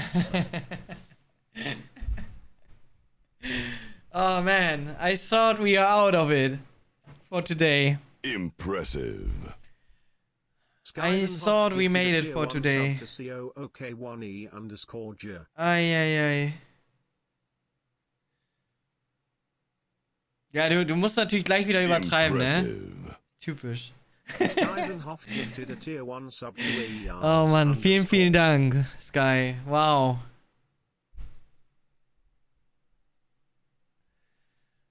Impressive. Danke für die 30 Gifted, Junge. Skyvenhoff gifted a tier 1 sub to Terai. Ja, weil du nennst mich Alter, ich nenne Junge. Impressive. Oh my Skyvenhoff god. gifted a tier 1 Yeah, sub well, to Venom_Asian. I mean, welcome. We only finished first match. Impressive. Skyvenhoff gifted a tier 1 sub to Expensive Wow. Hams. Thank you very much, Skyfanov, really. And welcome, everyone. Impressive. Feels gifted, man. Skyvenhoff gifted a tier Feels 1 gifted. sub to Arnebarn28.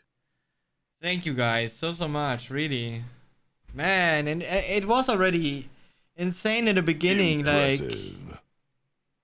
Skyvenhoff gifted a tier 1 sub to Ronjam. I like my plan, you know, before the stream was like, okay, I start the stream, maybe we talk like 30, maybe even 60 minutes. Impressive. Yeah, that's how the stream is gonna go. Gifted a tier 1 sub to Goldfinger. And yeah, then I actually we talked for like 2 hours until 20, and now we started to Impressive. watch. I mean, we just finished Skyvenhoff first gifted a match, tier 1 sub to Kelly J50. and it's already 9:30. Like what? Impressive. It's gonna be a long Skyvenhoff stream. gifted a tier 1 sub to Hans Gunter 69.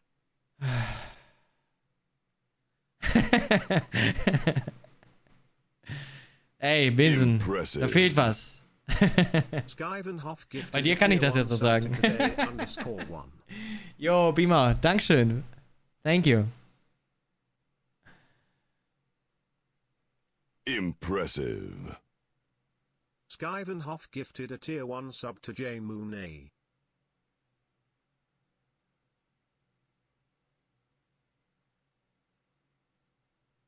Impressive. Skyvenhoff Is your gifted a excitement tier 1 level sub to still Alcos. 10-10? I mean, for what? For the stream here today? Of course it is. I mean, I'm happy to be back. Impressive. Skyvenhoff gifted a tier 1 sub to Cole Tau. I mean, it's different, you know, depending on what's happening. Impressive. Skyvenhoff gifted a tier 1 sub to 143R. Any plans for the next QPL? You gotta work harder than before, or you think you can chill a little? I mean, I will chill now for a few weeks. Skyvenhoff gifted I mean, a at tier 1 least sub to outside Quake, you know, like I will play something different that I can enjoy more at this moment compared to online Quake Champions. Skyvenhoff Which is a gifted little tier tricky at 1 the sub moment. to Omar Sharif. No, I did everything on my own and ever did Skyvenhoff gifted a tier since 1 you know sub to Gummower. since forever. It took a while for me to figure out the right way, but I made it work in the end, you know. Like I found my perfect way. I feel like. Skyvenhoff gifted a tier 1 sub to Shows the belts. M30W. 1 second. Yeah, I need like a spotlight, you know, like on that thingy and on that shelf, Skyvenhoff gifted a like tier below 1 it, sub to Alpha lightning Mage. on the belt. But I was also thinking about a stand for it, you know, so the belt is like mid-air. Impressive. So Skyvenhoff gifted a tier 1 I'm sub quite to sure it's gonna be Bolaseth hella _ expensive though, to get something like that.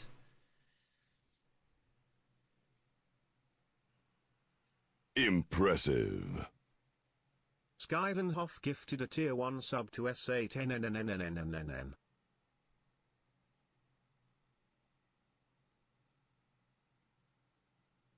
Impressive. Skyvenhoff gifted a tier 1 sub to Reborn 391.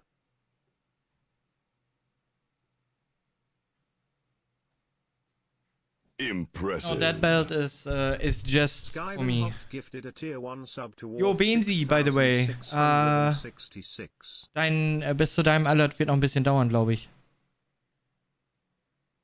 Impressive. Vielen Dank für den Tier 3. Dank dir. Bei 50 dauert 10 Minuten. Das weiß ich. Bei 30 bin ich mir nicht so ganz sicher. Wird so 6, 7 Minuten dauern, bis wir da sind. Impressive. Okay, belt doesn't have names anymore. No, they don't. Because it was only a single season. And, you know, just one big pledge for it now. Impressive. Before it was many pledges, you know, for different stages. So that kind of is a different. What's the cup on the left, Skilly? Which cup you talking about? Like that one? That's Italy, actually. Skyvenhoff gifted a tier 1 sub to as high E. The first event in Italy. It is. There was also Impressive. also the golden medal on top there. Yeah, that one is also is the same. Belongs to the cup. Oh, da ist er! Da ist er! Beansy! Thanks for the resub. Dankeschön. Vielen Dank für den Tier 3. Das ging ja schneller als gedacht. Ja. 25. Chris.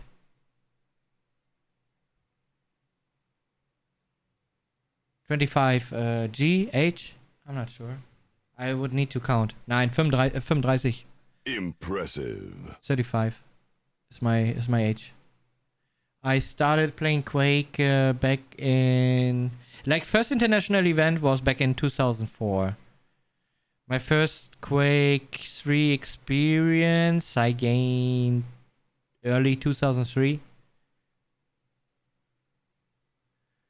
K1llsen, you need to edit. You're about to include your latest championship win. Yeah, so some people already told me. I forgot about it. Like, there's so much, you know. Like, I'm new to the streaming, so I had to set up things first again. I haven't been sitting here in a while streaming, you know. So need to get used to it first. I have a big cup, but I put coffee in my... Then I have many cups, actually. Many cups. You need to... You have been playing the same game for 20 years? No. I started with Quake 3 back in the day. Then there was Quake 4.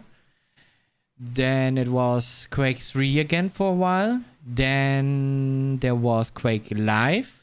It was actually like Quake 3, just with a web browser environment loading. The first web browser based game actually back then, being able to load up a 3D application, right? If I'm not mistaken. Like shortly after, there was some kind of FIFA doing the same. And from Quake Live, I played the last event in Quake Live 2016. I think QuakeCon 2016. Let me see. Quake Live, yeah. I played the last event 2016 with Quake Live. And then we changed to Quake Champions. Quake 4 was pretty bad, right? I never played online. No, it was great actually. Like I love the competitive scene was like the best competitive scene I can ever remember, to be fair. Like so many events to travel to, like all over the world. Like one year I was around so much I was barely at home even. And I wasn't even attending like all of the events. But that's how it felt to me, you know.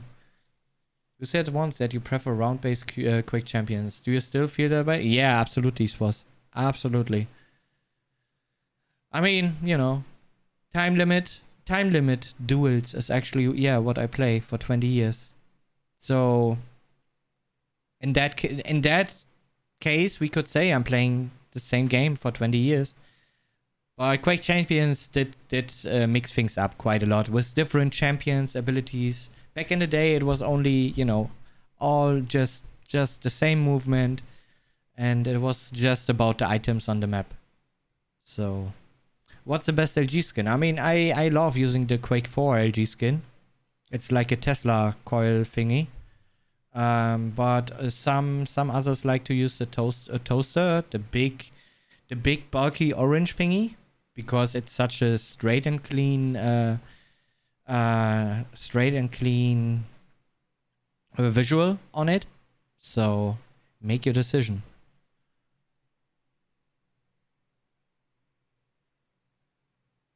Do you think Quake Champions is a good game when compared to the other ones before? Yeah, I enjoy it much more than others before, because, you know, we played the others like for way too long, so we really got bored.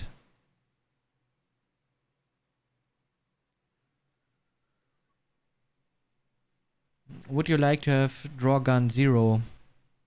I mean, have them visible, but not visible, you know? Like, there was actually a command in Quake Live to make them, like, transparent to a degree. And there were only, like, slight outlines of it. I liked a lot, actually, the transparent. How long do you plan on being a professional? I mean, doesn't has to be Quake, to be fair. Like I can play. I mean, I can't master languages, that's for sure now, but I can master any game I want to. So it doesn't has to be Quake.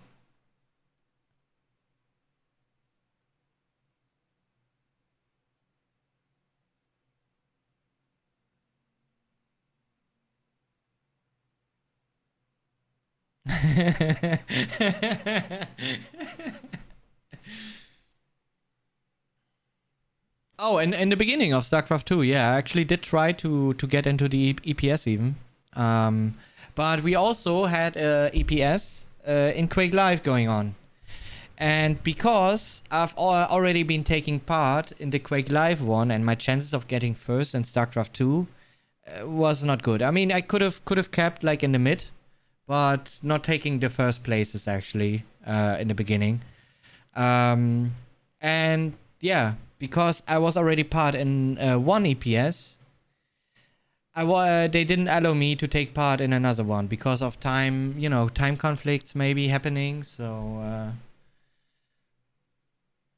but I would have liked to play both at that moment at least. I know that playing two games on the very very top it's not possible. It just doesn't work.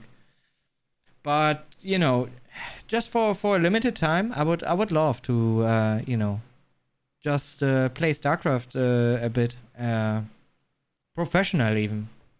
It would have been great because it would have been something so different. But unfortunately, ESL didn't let me. In what disciplines beside Quake do you still perform at a high professional level?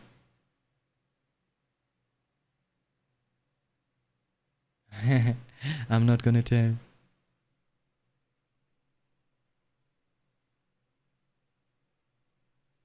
What race did you play? Zerg. Zerg and Protoss. Protoss was my favorite. But then there were like cool openings possible at some point with Zerg.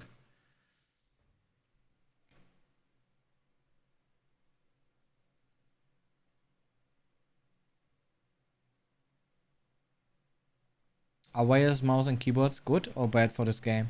They work actually. They work. Like I mean, I would never say that the G Pro Superlight is like a bad mouse or anything. For me, it's just I don't like the default shape. You know, that's pretty much all it is. I rather have like a flat, thin, very mobile mouse. You know, it doesn't need to be a lightweight or anything. You know, I just need to have like a flat, cool grip. Will you switch QPS Season 3 to FSS Season 3 or not? Farming similar. Depending on the price pool, Color King. Let me know. Yo, Wolfhead. Ja, das wünsche ich auch. Vielen Dank. Mach's gut. Dankeschön. Do you ever play any FPS shooters before joining Quake 3? Did you play any FPS shooters before joining Quake 3? No, I literally got started with Quake 3. I mean, yeah, I played some of my friends from school in Quake 2, but I didn't even understand the game itself. So it was far from really playing, you know. So with Quake 3 back in the day, everything started for me. Which also came down to my brother because he had friends, and they've been meeting in garages and basements, sitting there together, plugging in each PC one into another to make the network run and then play each other. Is your kid interested in Quake yet? Not really. Kids are interested in different kind of games. Like it's not that approaching to young people, you know. Thanks, Pothead. Thank you very much. Thanks a lot, man. Ja, bitte.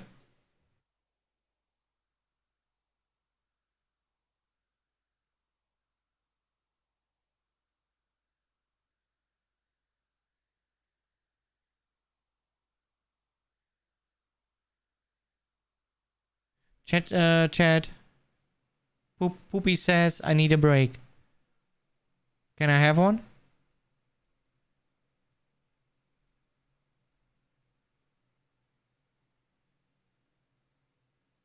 Of course, no. So it's 50-50 at this point. Okay. I like 5 Minuten. 5 Minuten sogar. Wow. Das ist mehr als ich sonst habe als Pause.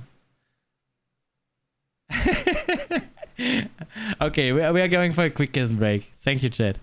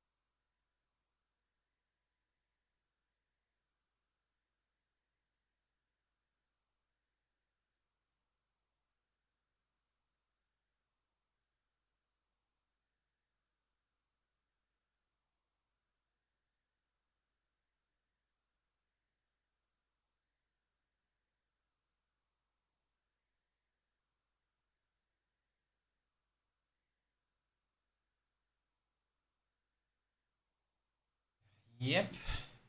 I took the full 5 minutes here, guys. I took the full 5 minutes here.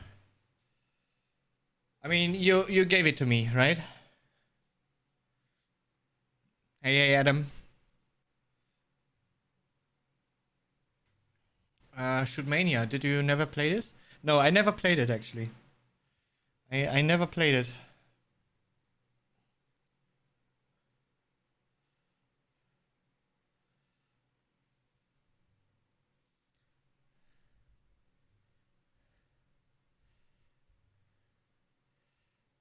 Uh, I mean, is it possible to see it on all yet?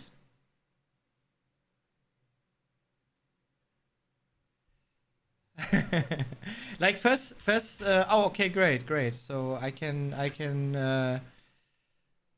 take a look tomorrow about it. That's good. Yeah, I was thinking about slash or Cena, but I mean, of course, you also want to have it on Champions. You get to play sometimes, you know. I'm kind of scared a little. People not gonna let me play slash that much anymore. So yeah, I really I have to see it on all the different champions, and then I will make my decision. It's, I mean, a direction for me at least, but it's gonna look different than the belts before. So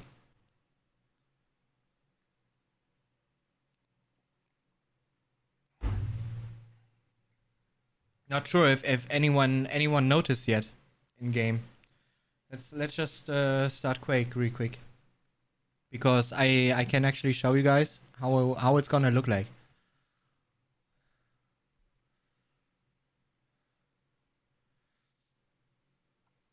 So, chat, what do you guys actually think about the idea of making the recap stream being more like a 2-part stream?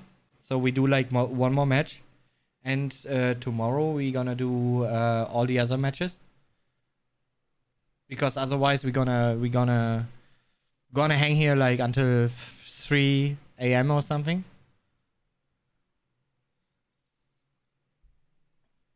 Tomorrow, I already thought about it.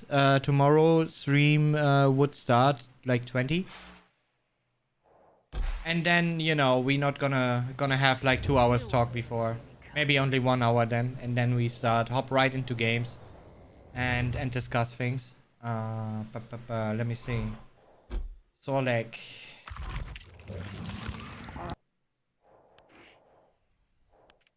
so yeah, this is the belt, guys.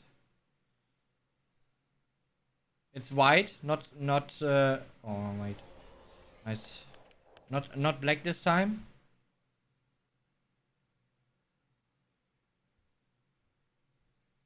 Good, I can also view it on K1llsen actually. On K1llsen it actually looks not bad, to be fair. Yes, of course. I will keep the VODs on. Oh yeah, sorry guys. Let me switch cam mode. Look, this is the belt. The one before looks like I have it on Doom, right? Doom is not that easy to see. I also have it on Nyx. So this one is black, first one. And now the new one is it's gonna have like white leather, like it actually has, you know. But yeah, I will take a view on the PTS and to see how it looks on every single champion, and make my decision on what champion, how it looks.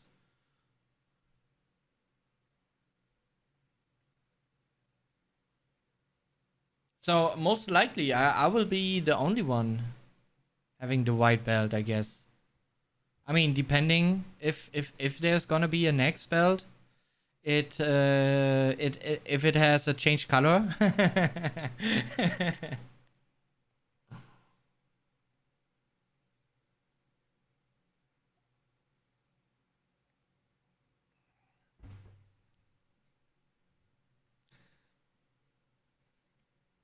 Okay, that's nice actually.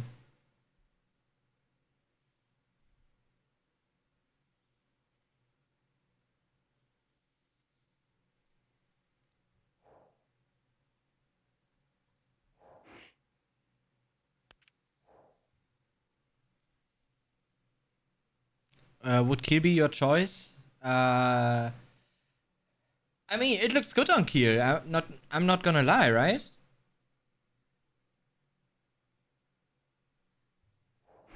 Better than it does on Sorlek. But it's fun on Sorlek.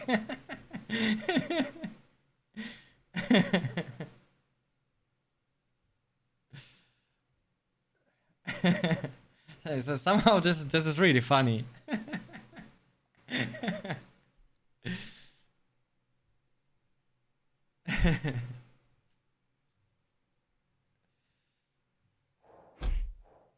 Now we will see. I have to take a look on every single champion, and then based on that I will make my decision.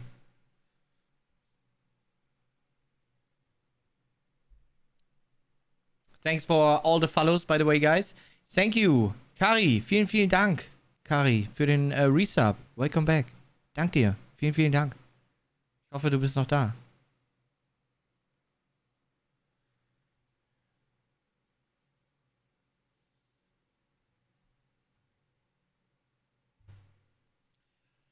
Okay, guys. Should we hop into the next match and make it the last of the recap today?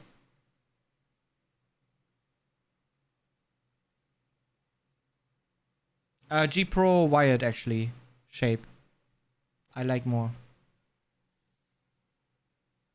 Okay, let's hop into game. Game number 2. My game versus Dramis. It's day 2 here of the Quake World Championship, and it's now time for some quarterfinal matches. So this is actually the first game. I felt quite comfortable going into. Gentlemen, what a great quarterfinal to kick off with. And, you know, this is the point in that tournament where it's like, oh, yeah, my favorite is still in it. They're in the upper bracket. Well, guess what? Some favorites are going to be dropping down and visiting the lower to hang out for a little while.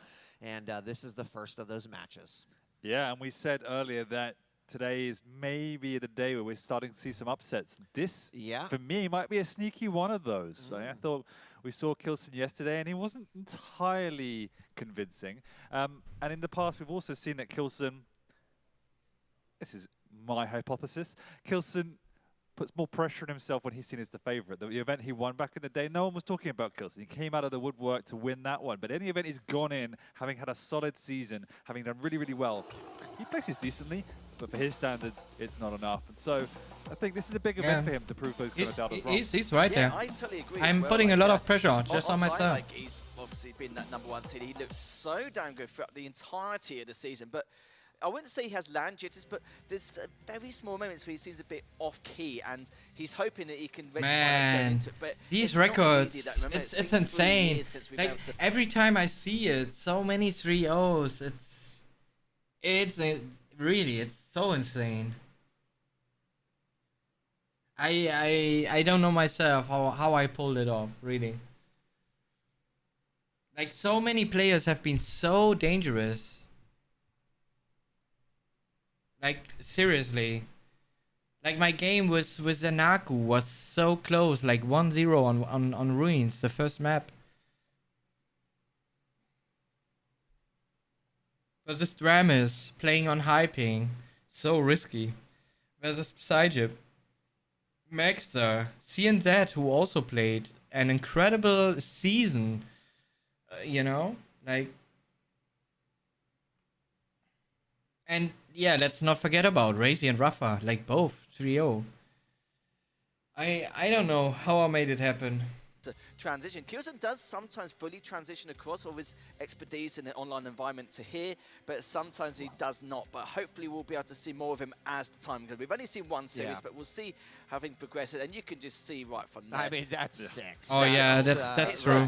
It's one of those true, things Bender. where it's like, well, on paper, Absolutely. I see a lot of 3-0s. So how does K1llsen lose this? And you know, I think, right, let's talk about his opponent, because Dramus has looked quite good this tournament. He went up against his teammate, CNZ. Real nice play coming out of him there, and you know, looks to be a player that maybe doesn't have that pressure that you were talking about, you know, Dan, and is confident enough in his own skills. He knew that this was a potential matchup that he may be up against, and I think a lot of players thought about, what are my potential opponents in this tournament, and how am I going to be dealing with each of those? Right, and then you look at his results, and you know, 2-1 Razy, 2-1 Rapper, 2-1 Venga. Exactly. He's taken out the top 3 people of everyone's playbook of who's going to win this event. And that's by no accident. And this is the thing. He's somebody that is fairly new at the pro level compared to some of the dinosaurs we have here. But he brings a breath of fresh air. Yeah, it's true, Master Chef. But he also always been, when he had like official matches in the Quake Pro League, being more clinical. he always, Series you know, you sit down like this. You don't make those small mistakes and let players like K1llsen in, because if you don't, that's what happens. You have those results. And he doesn't even move his eyes, you know? Like, look, Dan, really? Those dinosaurs are fueling your cars, okay? So just some respect, all right? Let's go. Ari, what are your thoughts? You know, Dramus, what do you think about?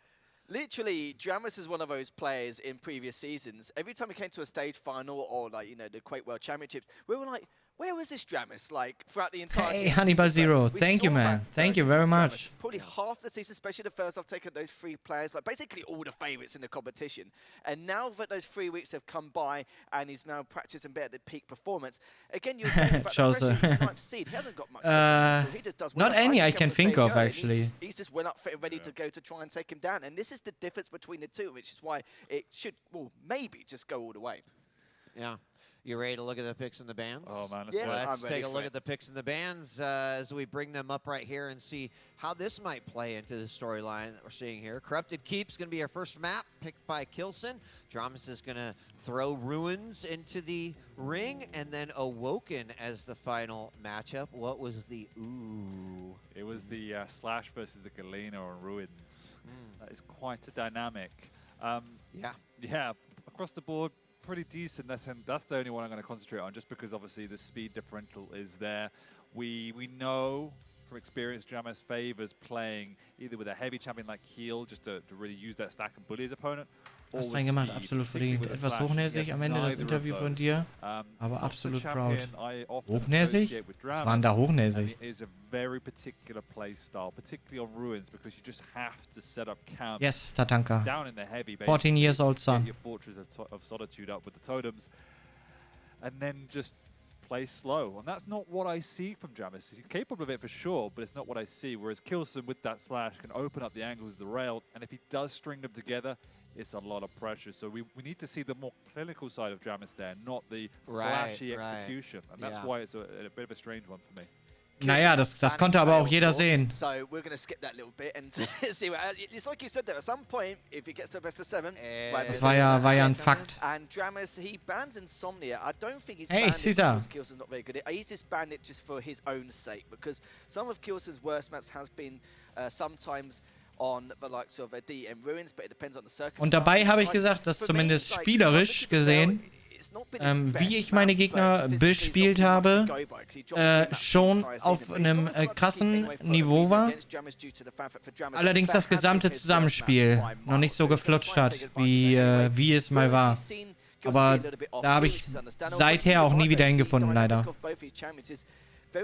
Und genauso habe ich das ja auch gesagt. Die Finals waren mega geil. Hat mich gefreut, dass du gewonnen hast. Immer wieder schön, dir zuzusehen. Hat sich das Game auf LAN besser... Ja, auf jeden Fall. Also ein bisschen. So 50% besser, als es sich online anfühlt. Who's your favorite player to grab a beer with? And I'm going to throw it back to you as to what your head and your heart is saying. I think the head prediction. I mean, you kind of have to say Spotty. Spotty is always fun. There, you're I have with one. the We are drinking champion, out no doubt about Heineken. it. But Tell us good certainly, night. I have to we saw focus, some as of I the have match to play vulnerability tomorrow. yesterday with K1llsen. We saw, I think, the comfortableness of Drama. So I think there's a partially the heart prediction that's like, yeah, maybe Crazy, Drama hattest du should definitiv take das this one volle Game 2-1, unter das war but schon the eine head krasse prediction Form. being Und like, eine Ansage an den K1llsen Champ-Titel. should be able to take this, maybe Ja. also 2-1. Right, and I'm gonna leave it with a quote that Dramus himself. Aber gave. besser geht immer. Drop it. I was like, Das what ist happened halt das yesterday? He Ding. played really, really well. How did you I don't feel know, on dude. the I'm just on the feeling last it. round? I You're mean, talking about the that's grand how it final? goes. He's feeling it. He was Or feeling the everything last map of yesterday, the and I grand think, final? like, on his day, he can Spielt take der Sohn that. denn He auch can go toe-to-toe with FPS-Games the oder rail game interessiert ihn and das K1llsen, nicht? and that's when K1llsen gets scared. And Dramus Für has die a bit Kids of an ist so, X-factor also about nach him. wie He vor so ein makes any bisschen pro- no one wants to zumindest. play him because Ja, he makes the Fortnite und memory, he does Warzone stuff sind that sehr doesn't angesagt work, bei but denen. he makes it happen. It's just the Dramus thing. Quake ist nicht so, He's chilled as nicht so ever. appealing für die. So I'm gonna agree. I'm gonna say 2-1 K1llsen just 'cause I think it's the logical thing to do. But like you said, this could easily be a 2-1 Dramus, and I think K1llsen a little bit stressed. Yeah, I'm going to say 2-1 K1llsen as well. I think it's going to be that safe bet. The in last that map respect. on the But final. It's like I said, Dramus, like, we're not too sure if he's in the kind of player Good, to win the comfortable championship, actually. but he's that I had guy a that clear doesn't game offer some of his plan top players. He's and just looking made for- it work. Oh God, we know this is going to be a bit of a risky stake. 14. You can't make like one wrong move or very Right, little error, right. and it's just like one of those things. And it's nice because 14 every time you see Jahre. Dramus on stage, doesn't matter what kind of environment he's in, he's happy, he's ready to go, doesn't care who he's up against. He's just ready to get Larry on stage and ready to really give it his all against K1llsen. Well, this quarterfinals is seconds away from beginning. Gentlemen, enjoy yourselves and take us into this match. Thank you, Wheat. We do start, having spoken about rail all class long, on a map without rail, Lethal. good. We're starting on Corrupted Keep. We often talk about K1llsen being his Impressive. rail heavy player, but he is actually somebody who Look, specializes that's in back in the days of Lost World. He was a favorite there too. He loved these maps where he could have that mid-ground. Yo, Raikkoon, thanks for the resub. Welcome back to the K1llsen fam. Ja, ja, nee, so ein paar Sachen, die waren schon gut gespielt, keine Frage. Da wäre auch nicht viel mehr gegangen. Aber dennoch hatte ich die Dinge 2019 bei der QuakeCon insgesamt. Obwohl ich hier und da mir eine Niederlage, als wir gegen alle ja gespielt haben, eingefangen habe. Impressive. Das gesamte Zusammenspiel und das Knowledge, was ich auch hatte im Spiel, das war nochmal tatsächlich ein Tick höher. I've just been saying that back 2019 QuakeCon, my shape, like the overall flow out of the game, like I knew so many things about my opponents, about every single one of my opponents actually, you know. Like if they didn't appear in a certain amount of time in one area, then I knew like to 100% or almost 100% sure what they have been up to if, you know, if just things didn't happen the way sometimes they are, you know, like it was insane. Like my readings, QuakeCon 2019 was really on just on a different level. I never ever reached that kind of shape. Maybe it's also maybe that's just a misthinking of myself actually. But there was so much comfort in playing my opponents, and that feeling I had playing all of my opponents, was it a different mindset possible? But things have been a little easier in Quake Champions also, I would say, because Rock didn't had slide, so he wasn't picked as often. Essina was not as good back then. So there were also champions and picks people didn't do. Made readings with picks and bans a little easier throughout the games. I think all these things did matter a little bit. Made me feel more comfortable. And now you have even more champions you need to have on the list that can be OP on some maps. So it might make things a lot trickier to deal with. To be fair, was Asina even in the game back then? I think she was, but she wasn't. She really wasn't played as much. Like, absolutely not.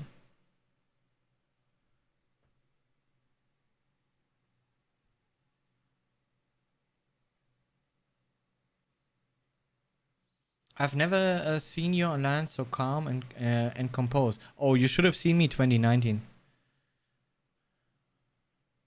I was like focused the first day the event started. I was like 10 days early in America to boot camp practice at the Java Gaming Cafe. And yeah, I was just so ready, like really. Maybe it's just a mindset thing. Really.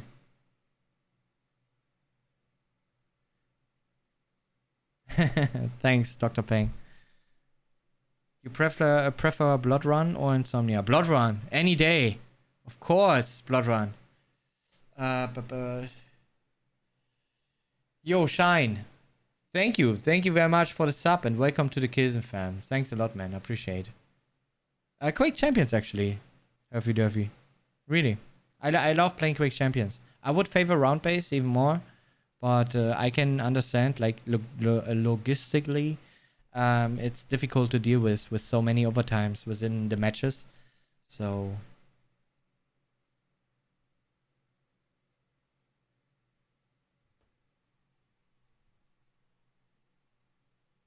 I'm not grabbing the belt yet. Defu, I did. One last question: do you use the G Pro via hero? G Pro via hero. It was not really a big change going from the one sensor to another. Player on the LG that hit scan and just had that deep control like we saw from Wenger earlier. But saying that, he's going up against someone that won't be afraid to go toe-to-toe. He's gone in early with the Pika, stolen away now that Mega as well, and we're just going to reset for a pretty standard opening. Yeah, the map picks have just been very interesting alone. Like, K1llsen didn't go for like one of his best choices. He just went for what Dramus is worst, and he's clearly done a lot of research in order to make sure that he can apply a lot of pressure even before the match even begins. And again, using that range with that heavy machine gun from Dramus looking pretty good so far, and ready to pick up that Mega. Here already, if I would have been a little quicker, I could have attacked the Mega Half already and kill him. But, you know, also he's Strock, and once Strock is in like full control of the map, it's really tricky at some points to get back on the map, you know? So I didn't want to risk that.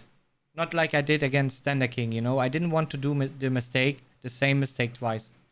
As Heavy's also been taken away too much in terms of timing here. K1llsen just throw a few rockets at him as Dramus just standing his ground, even though he doesn't have the stack advantage. But so looking good so far, just dicing around, just trying to feel each other out here, and it's not too shabby from both players.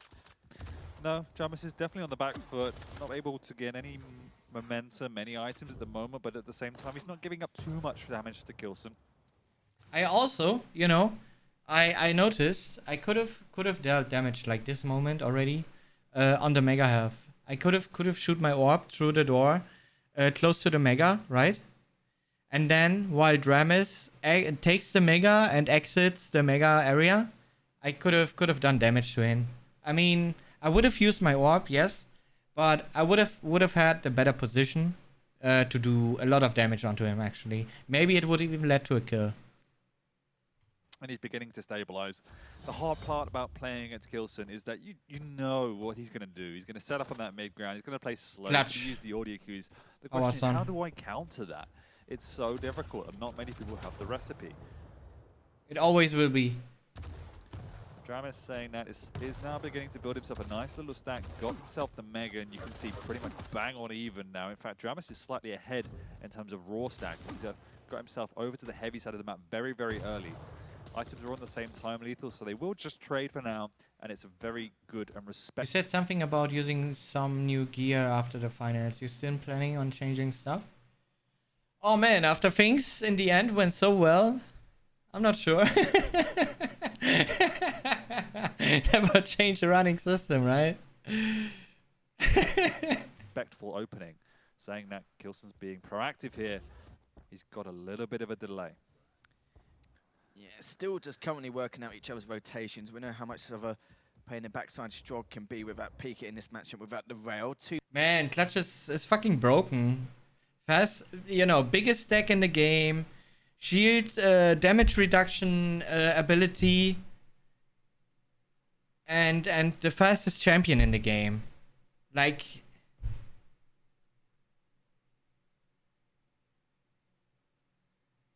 he's an insane combination, you know. Yo, Flowy, thanks for the raid, man. Thank you. Welcome, everyone. Which mouse did you use in this tournament? I mean, I didn't change my mouse, you know. Like, I would never do that shortly before the tournament. I kind of had to change my mouse pad already, which gave me a bit of a struggle. So 2 minutes in, K1llsen just. yeah, I just kept using the G Pro wired G Pro Hero. Whoa! Danke für den Hansen Content und die spannenden Matches. Congrats zum Puppy. Wow, thank you.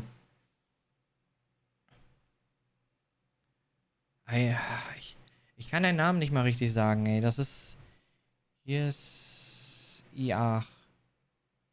Ja. Mach ich mal so. Ich habe auch nicht getrunken. Vielen, vielen Dank für die 3000 Bits, Mann. Dankeschön.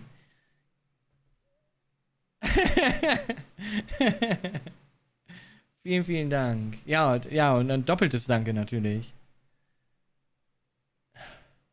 Ja, die habe ich leider. Ich glaube, ich habe nur einen Teil gespielt. Deshalb ist mir das nicht so geläufig.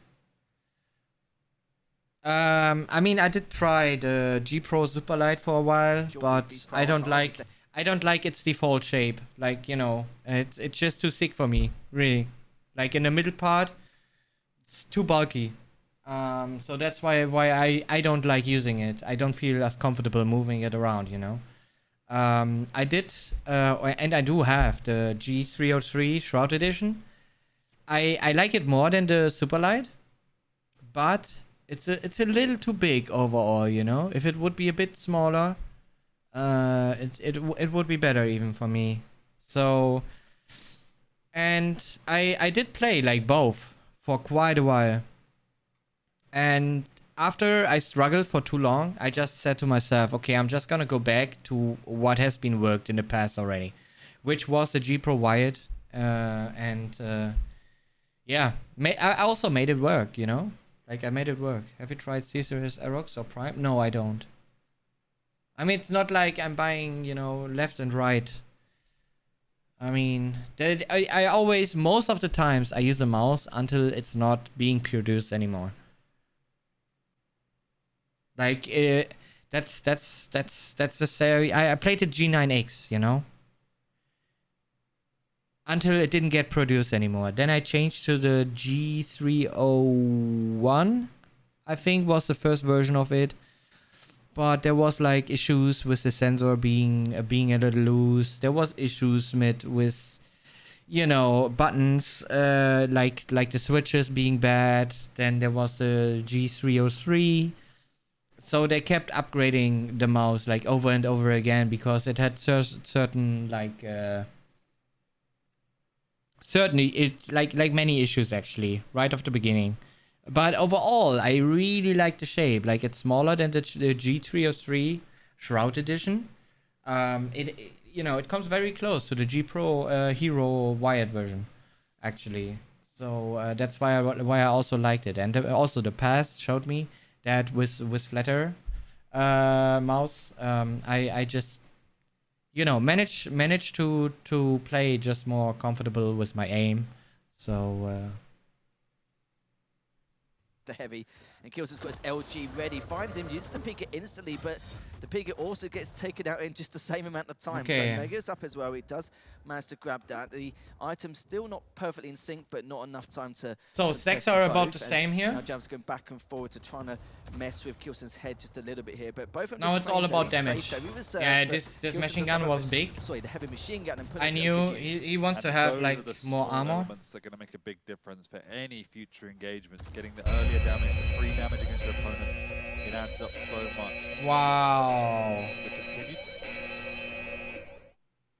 Moin, you give me always a good time watching you playstyle. Cheers from a fellow German. Wow, Laserdark, vielen Dank, vielen Danke. Vielen vielen Dank. Oh mein Gott. Wow. Du bist ja verrückt. Ei.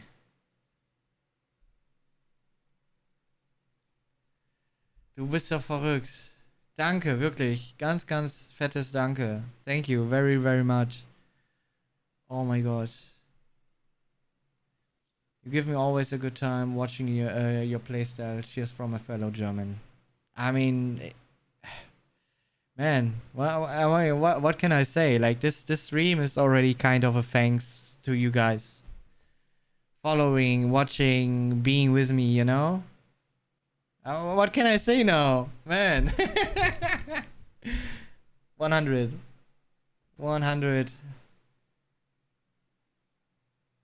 Eurolaris.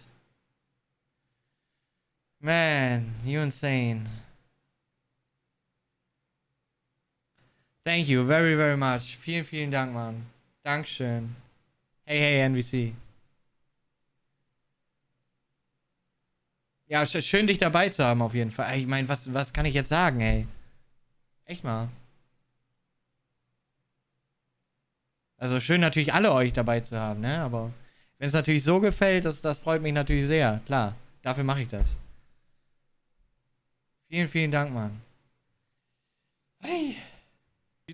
Making me sweat here. Game of chess that's unfolding here is they're just both delaying, both got to offset timings, both biting for that control in the mid area. Oof. Becoming a little bit more dominant. Without saying that, he's gone in aggressively. Oh man, and again, you know, the LAN orb is so much worse than the online orb. In any situation on LAN, this would have been a kill. Like I swear to you. Because and that's why at some point I stopped playing Ranger actually. The mid area, because it's becoming a little bit more dominant. Without saying. Man, it didn't even do a lot of damage. Let's see. Let's see. Wait. A little bit more dominant. It did what? 26? Without saying that, he's 26 damage. Actually somehow gets the conversion with the Pika. That's like nothing. In any online situation, it would have killed him.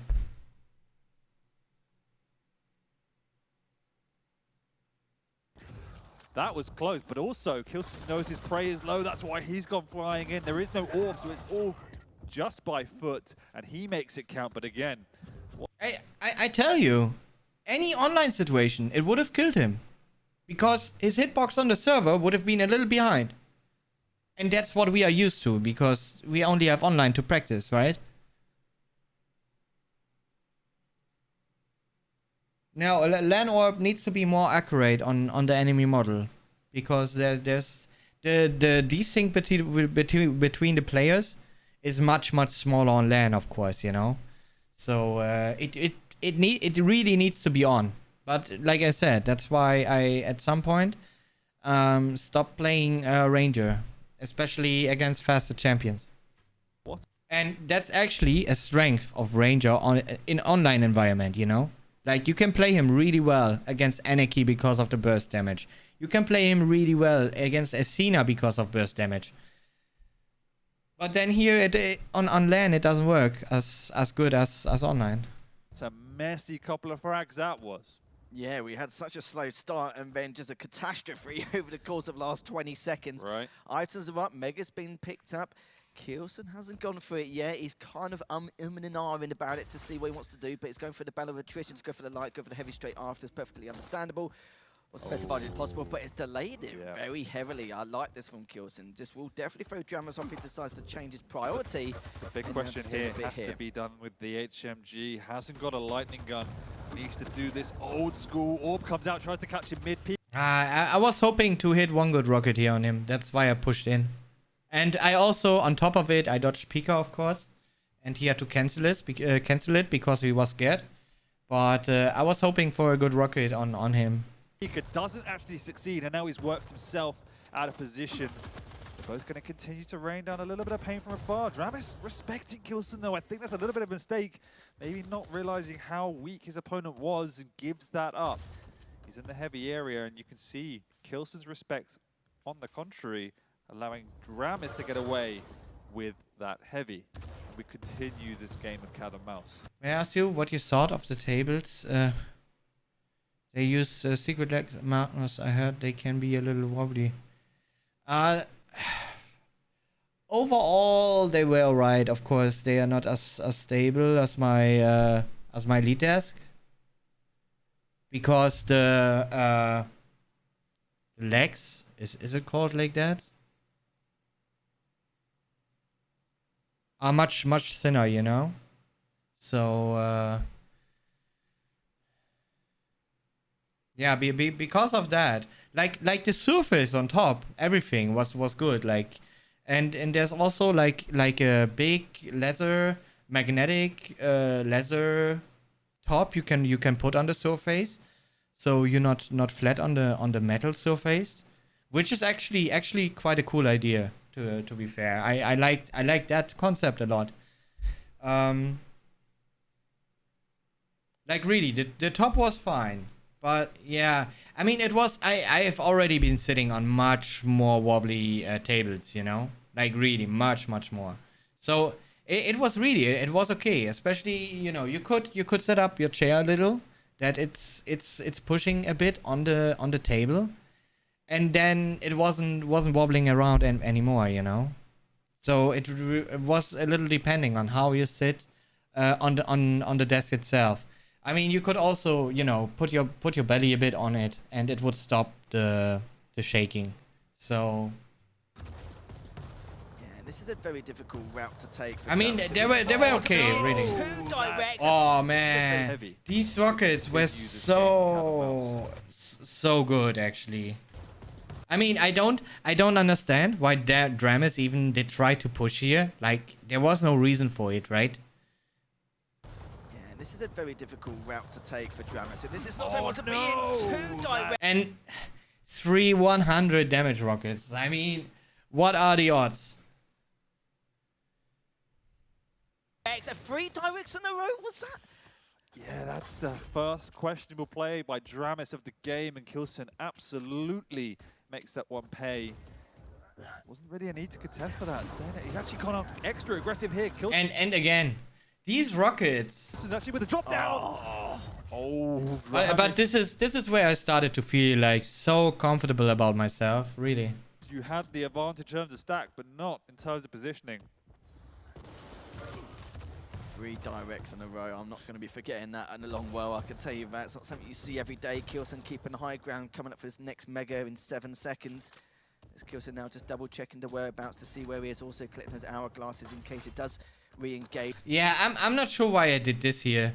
Like, why did I give him the mega? I mean, maybe my idea was to take position for the next heavy, so I have a little easier time when he tries to push it.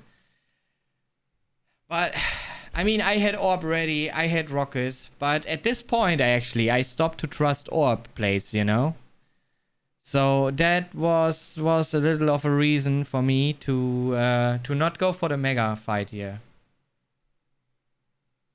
I'm not sure if it was the right decision or not.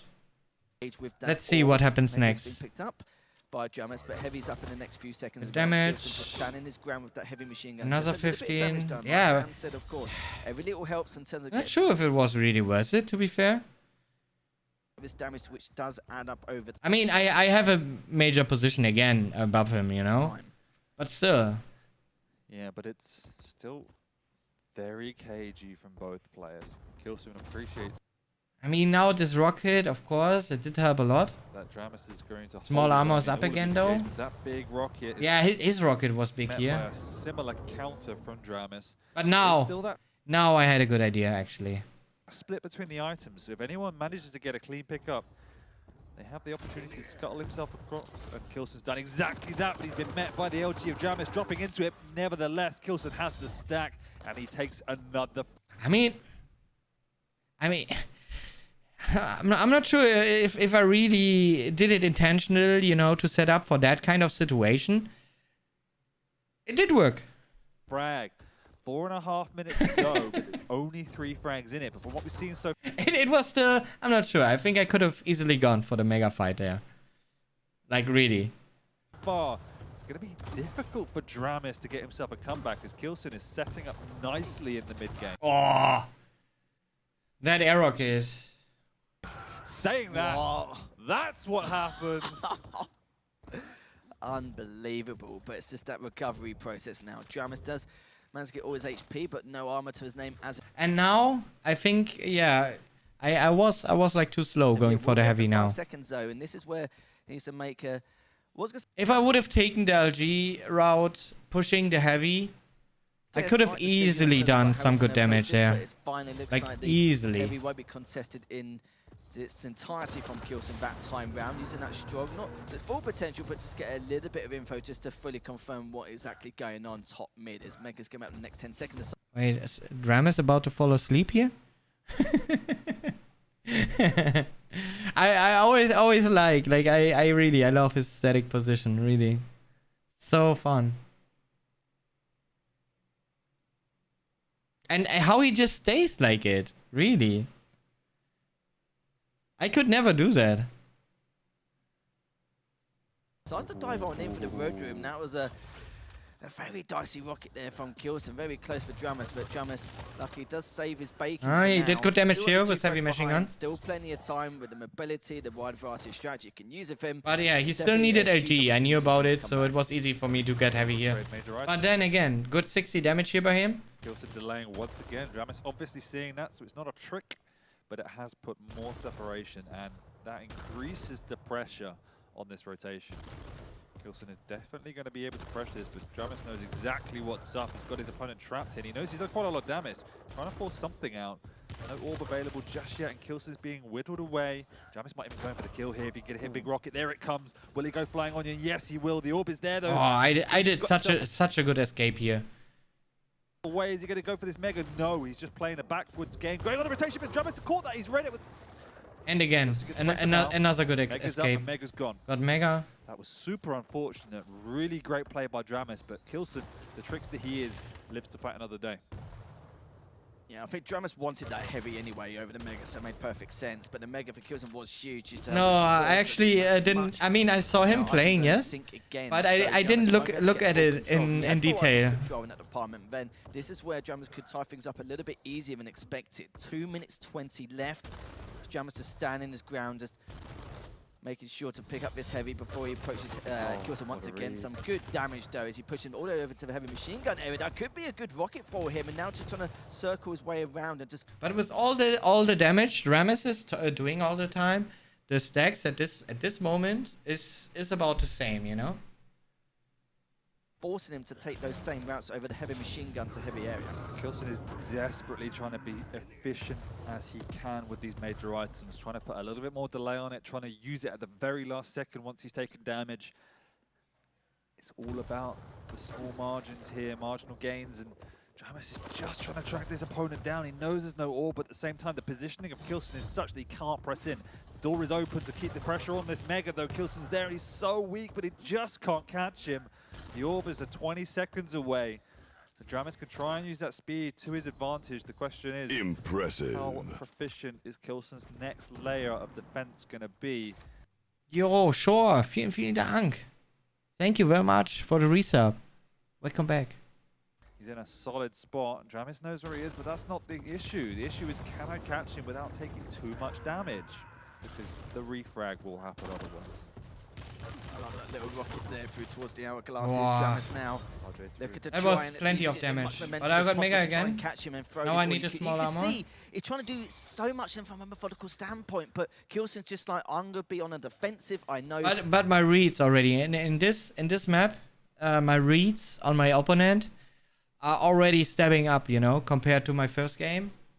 Like I knew when he was going for me, like where he wants to go for me and how he wants to go for me. I'm in some deep trouble, but as long as I get some good defensive rockets in, I can definitely even this out. Yeah, they have to go toe-to-toe. And this, I mean, look at the stacks. Before that situation happened, I had like 25, 50, 57, 100, 150 HP, 25, 26, 26 armor. Yeah, 26 armor. So a total of 176. Dramis has 100, 150, 100, 200, 210, I think. Some good defense. And now look at this LG fight. It's in. I can definitely even this out. Yeah, let's go toe to toe. And look at the stacks.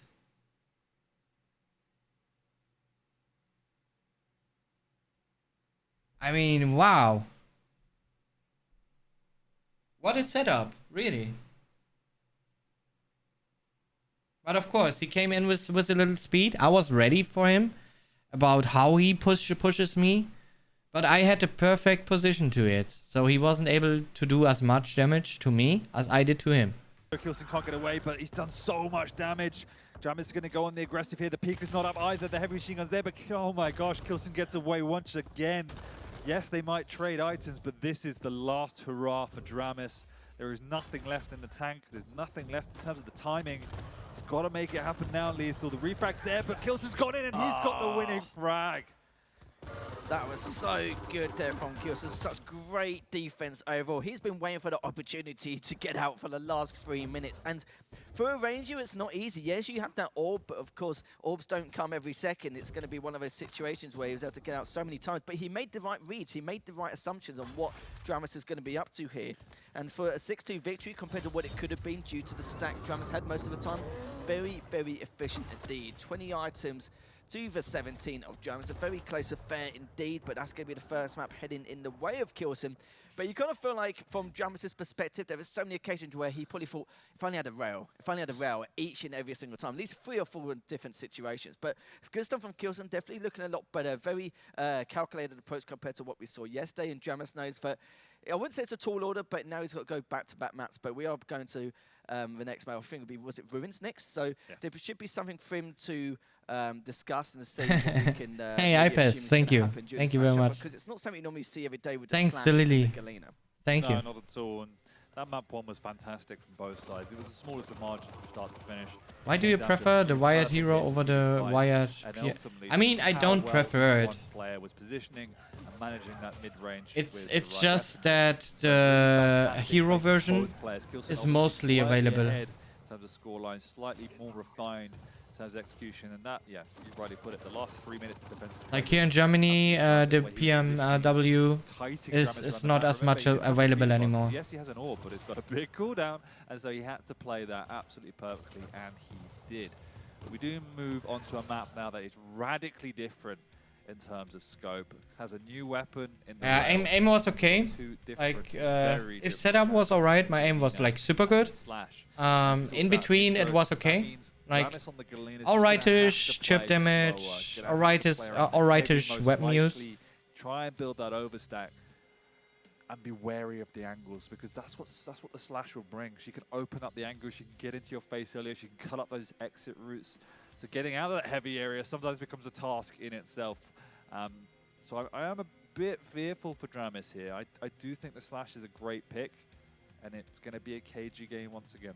Yeah, when we see those fights around heavy, it just ends up being a bloodbath. It's like a street fight outside a nightclub, pretty much, isn't it? It's just ridiculous what we see there, depending on the circumstances. But we've seen some great players in the past have certain patterns with the totems, so that at the same time they're putting pressure on their opponent, but still staying in the area and in the proximity of the totems to help himself further with that overstack, rather than prioritising those unorthodox positions you normally would with the totems. But yeah, that's going to be another sight for sore eyes for K1llsen if he doesn't keep tabs of that. But of course, with the speed and mobility of the slash, there's certainly be too many problems about that. It's just going to be a very tough task indeed. Again, Hourglass is going to be a huge factor for Dramis, and K1llsen's got to work out what routes he's going to take, going towards the courtyard to get the Hourglass, of course, with the heavy jump pad. So, and the only other thing I do worry is if K1llsen gets that early frag lead, 1 or 2 frags, because that's when he's going to feel like in the long term it's going to get tougher and tougher as the clock ticks. No, 100%. Getting yeah, we had a little chat here.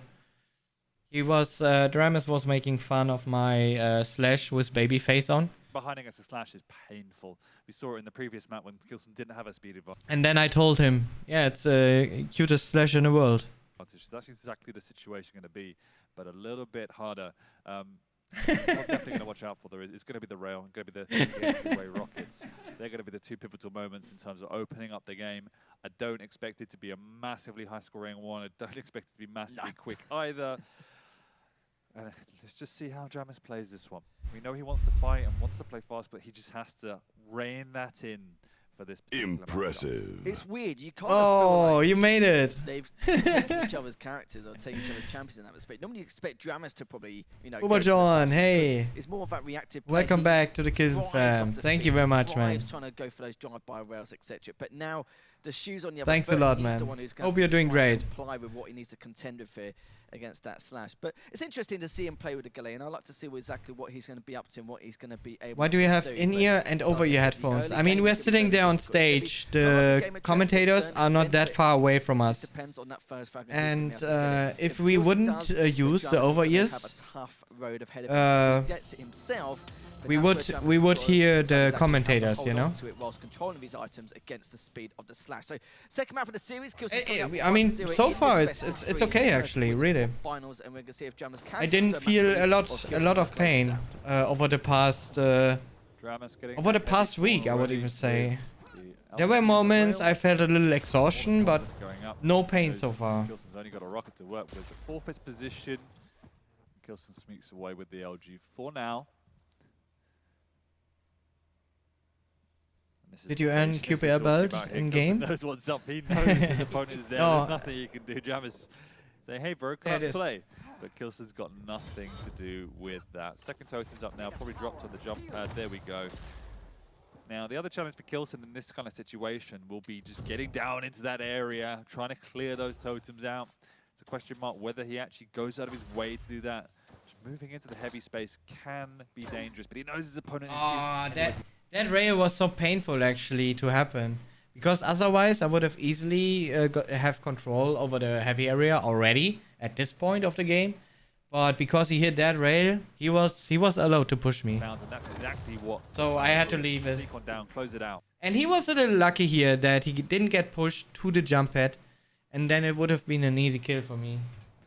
Nearly clipped by that rail there, but not... But then easy restack, like top You armor can see is already the up. game plan. I've seen. Now I Kuya. need to set up a little far away from Mega Health, because I mean I set up a delay on the items, like a little gap. So I had to delay him now as much as I can in order to secure the Mega. Actually do something very similar with the totems. Like you could have one on the back stairs and a couple around that heavy jump pad, or maybe one courtyard just to help himself out, and then just take those same routes. He needs to have as much advantage as possible, and if he does get the overstake eventually, it does. Yeah, sure, he doesn't need the Mega as much, but it's just nice to still take it away from your opponent. But the heavy will always be in play, and he'll always have that slightly larger stack for his opponent to contend with. But Jamis has to back away once again. They're still both down there. Let's see if he can at least hold on. Yeah, now map control is firmly in the corner of K1llsen. He'll be picking up this heavy, and he knows exactly when the Mega's going to be having timed it. There's a big separation between the two. Nicely placed totem to forward that information, but Jamis has just set up enough to sway K1llsen from any sort of aggression on to that middle area. And we're seeing what we expected. Caginess coming out from both sides, saying that huge rocket on the drop down. Great awareness from K1llsen. Back to square one for Dramis. And punishing the exit lethal is a really pivotal moment. As I mentioned, there's only really 3 exits there. Only 2 that get used a lot. K1llsen spotted coming out of one of them. He couldn't punish it to any degree, and that's Yeah, exactly why those two K1llsen's come rockets. flying through, and Perfect. this is the area you don't want to be in, and there's a Galena in that middle area. Punished as soon as he shows face. Yeah, this is where the worry starts, and K1llsen hasn't even touched the railway yet, which is very uncharacteristic of him. It's been 2.5 minutes in. The Spartans and Rockets and LG here, some great Rockets indeed. This is easy going to be a 2-0 lead for K1llsen, and this is where I'm going to start to worry even more for Dramis. Kind of playing into his game, and this he cannot let things spiral out of control this early on. No, this is the danger now. Now K1llsen's got this lead, he can just play even slower and more defensive around this middle part of the map and just prohibit Yo, Gonzo, getting vielen that Dank. rail at least for free. Because what are you meant to do in Dramis issues without that rail? Like, you just have to rain down pain with rockets. It's really difficult. He has managed to get in, get that rail, and get down to the heavy though. So all things considered, amazing play from Dramis, plus that connection not exchanged from K1llsen. So really definitely the best of a bad situation. Dramis popping out on top as well. He knows the next item up is a Mega, but he just hasn't got the speed to get across. It's so difficult on Ruins. I spoke about it before. On Blood Covenant, yeah, sure, at least you've got the verticality to kind of trap your opponent when you see fit. But on Ruins, it's just an entirely different story, especially if you're hitting rails like that as well. This is just slowly denting Dramus' stack as we go forward and just consistently finding the totems also. And Dramus just sitting there down below. Is K1llsen to staying above with that Mega coming up in the next few? Yeah, this was actually a little risky to do. But I was confident in my aim, you know. Few seconds, as he does have the chance to try and contest both items, but with the heavy position to Oh no, it's not that situation yet. it is, it's going But there will be a moment we're gonna have a LG fight there. to be very tough for K1llsen just to drop on down and make a go of it. 4 minutes in, though, still with that 2 frag lead. Just toying with each other, Yeah, sun is blinding.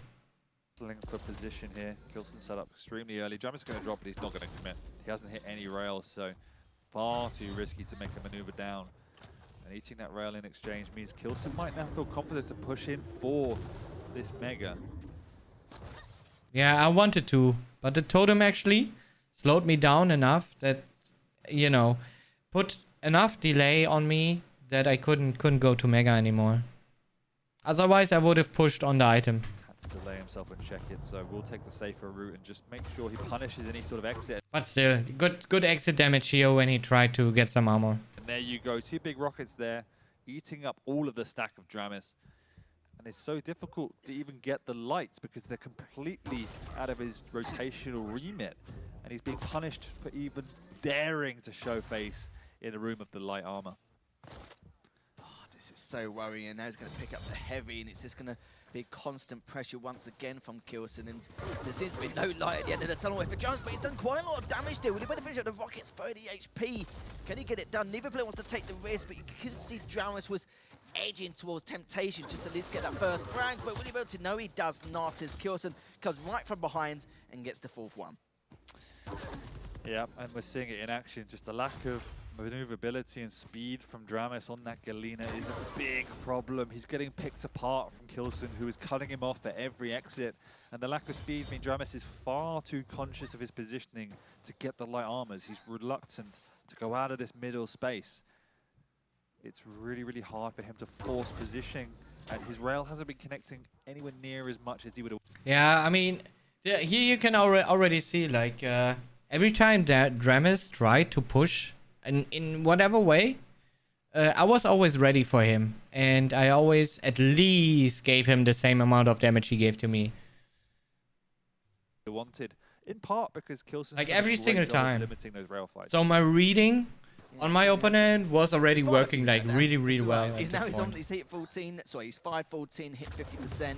For Dramus' side, he's hit 33%. That was 14 was items a to good setup date by him. with K1llsen Dramus at the moment. 4 minutes in, and this is not looking good. And I'm not gonna lie. But yeah, no, this was actually quite risky. Like, look at the stacks we have here right now. 4 minutes in, and this is not looking good. And But that's what I said. Like, at this point, I felt quite comfortable about my aim, right? But look at the stacks. He actually has more than I have. I'm not gonna lie, I kind of feel like even with 6 minutes left to play, but K1llsen's gonna try and kill him if he does make. But I still managed to survive. It's And 41 HP Trying to even. claw back 5 frags against a slash with 4 minutes left. I know 4 minutes sounds like a long time, but on a map like this, it just feels like nowhere near for a lifetime. It's going to be so Hey, wasted. tough for Dankeschön. Thank you. Dramus indeed, but yeah, even if he plays it really slow, it kind of feels like it's a bit too late for him to do that now. Mega's up in the next 12 seconds, Heavy's up now, and it looks like K1llsen's just going to make that rotation back and forth for the items. Yeah, and the game management from K1llsen is spot on. He's not taking any unnecessary fights. He's not exposing himself to even here. He doesn't want to take a fight. He's just trying to do any sort of damage. More than enough damage he did. Obviously, eating a rail is not ideal. And this is the first time in a while K1llsen's been semi-vulnerable. Can Dramus make more of this situation? Yo, Scrims, thank you. Yeah, Thank you very much. Question was looking for, and I just saw that hits him in the end, left him on 69 HP, does recover a little bit. To refrain. What? Did he say 69 HP?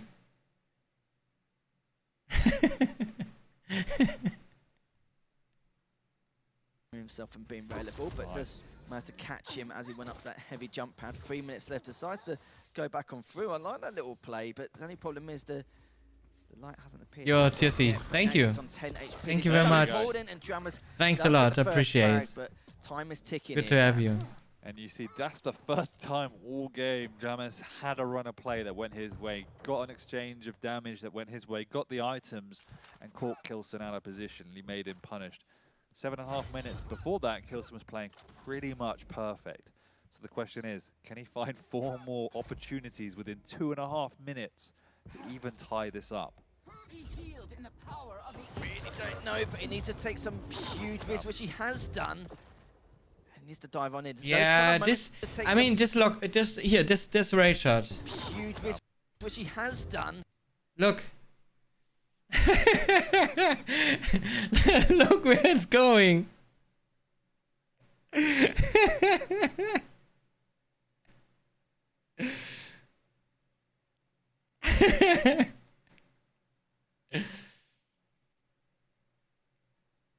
I saw it already. Like this ray shot.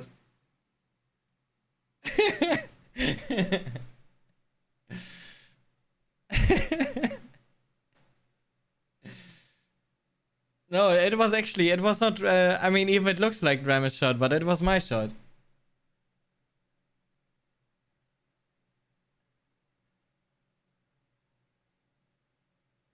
It was my shot going through the wall, like somehow.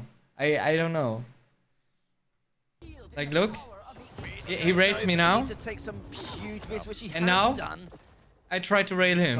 And it goes somehow through the wall there. He knows now that he just needs to just run with it, because at this point, 2 minutes left, there's no messing around, there's no thought process. You have to overextend and be able to try and challenge him in any way you can. And this could be a good start here, but he doesn't kill some of the defensive rockets. Yeah, that was, I mean, still, like, Drama's idea of pushing me here was like really big brain move. Like, not gonna lie. He just had the wrong weapon in his hands, but he didn't have rockets anyways. So, yeah, I guess in the end it still wasn't a good idea to push like that, right? Without rocket. But if he would have had a rocket, it would have been the best move possible. In any way you can, and this could be a good start here, but he yeah, and because he ran out of LG ammo, like, I was lucky he was low on ammunition. Because of that, maybe I would have still killed him. But I would have been left even lower. Yeah, it should be more than enough. And I was already weak. And now just catch him on the spawn with that rail. Looking for the second if he comes up, and will he be able to catch him? 1, 2, 3, catches him again, and now just one more rail to try and seal that 7th frag, but decides to leave him. The big problem is, because of the time and because of the situation, Dramis had to... And here at this point, with that ray shot, the problem is, because of the time, I was like, oh, okay.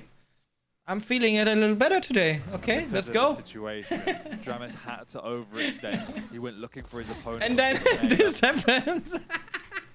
Yeah, I can totally remember it. I was like, okay, yeah. Aim is looking good today. Dramis had to and then overextend. he runs straight at me. And you missed that shot, you know? Oh my god. His opponent was waiting on the Mega. I mean, it didn't matter at this point anymore. For the heavy. And by that point, Dramis had no choice. He couldn't let his opponent get some more confidence even, you know? It's always good to collect. She wrote, unfortunately, Lethal. There is no chance now that Dramis comes back into this and forces to come back. He might get a frag, he might get 2, but he's definitely not going to get 6. And you have to look at this and say, amazing game management from K1llsen. Again, we know he's renowned for amazing plays, flashy plays, but this was more of a masterclass in strategy. And the way in which he had that game management, born out of respect for Dramis, shows why he is the previous champion and one of the favorites for this one. Certainly is indeed. I'd like to see how K1llsen can do more from that hyper-aggressive approach, but defensively, he was very, very good. That's probably some of the best defensive plays I've seen so far from him, especially on that corrupted keep game. But in this one, yeah, Dramis realised around that 2nd or 3rd frag mark, he was fighting a losing battle here. Just couldn't get the overstack going. K1llsen just been really well. And here I was again. Oh, okay, aim is still okay. All right. Maybe his plan of action coming Let's into go. this matchup. 25 seconds left, 8 frags behind. The only thing Jamus could do now is maybe try his best to keep the score respectable, but if anything, here we go, gets the second frag. So, yeah, a bit of a shame there from Jamus's part. I think we expected a little bit more, but it's like you said, it's all about the consistency from that approach to keep being a nuisance for your opponent, and he did that all series long. So, GG's all round, as Jamus will be heading into the losers bracket. K1llsen will be moving forward onto the winner's side with that 2-0 victory, Dan. Yeah, absolutely. Fantastic play by K1llsen, and this type of performance. I think I had 90 a little earlier.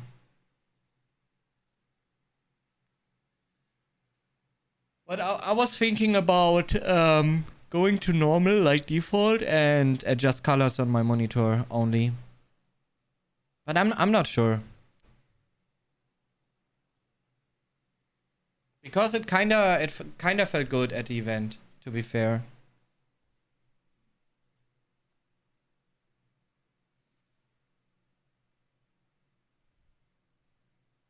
Dankeschön.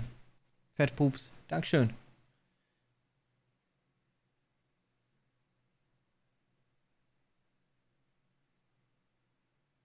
Hey, Lysian. Yeah, I'm just a little sweaty right now. Like, chat has been, you know. Chat was just chat today, really. They went ham on me.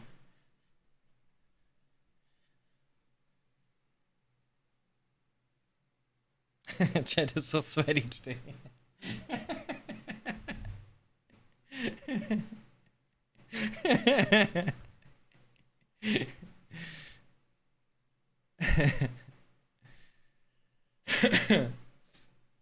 Okay. So yeah. That's actually part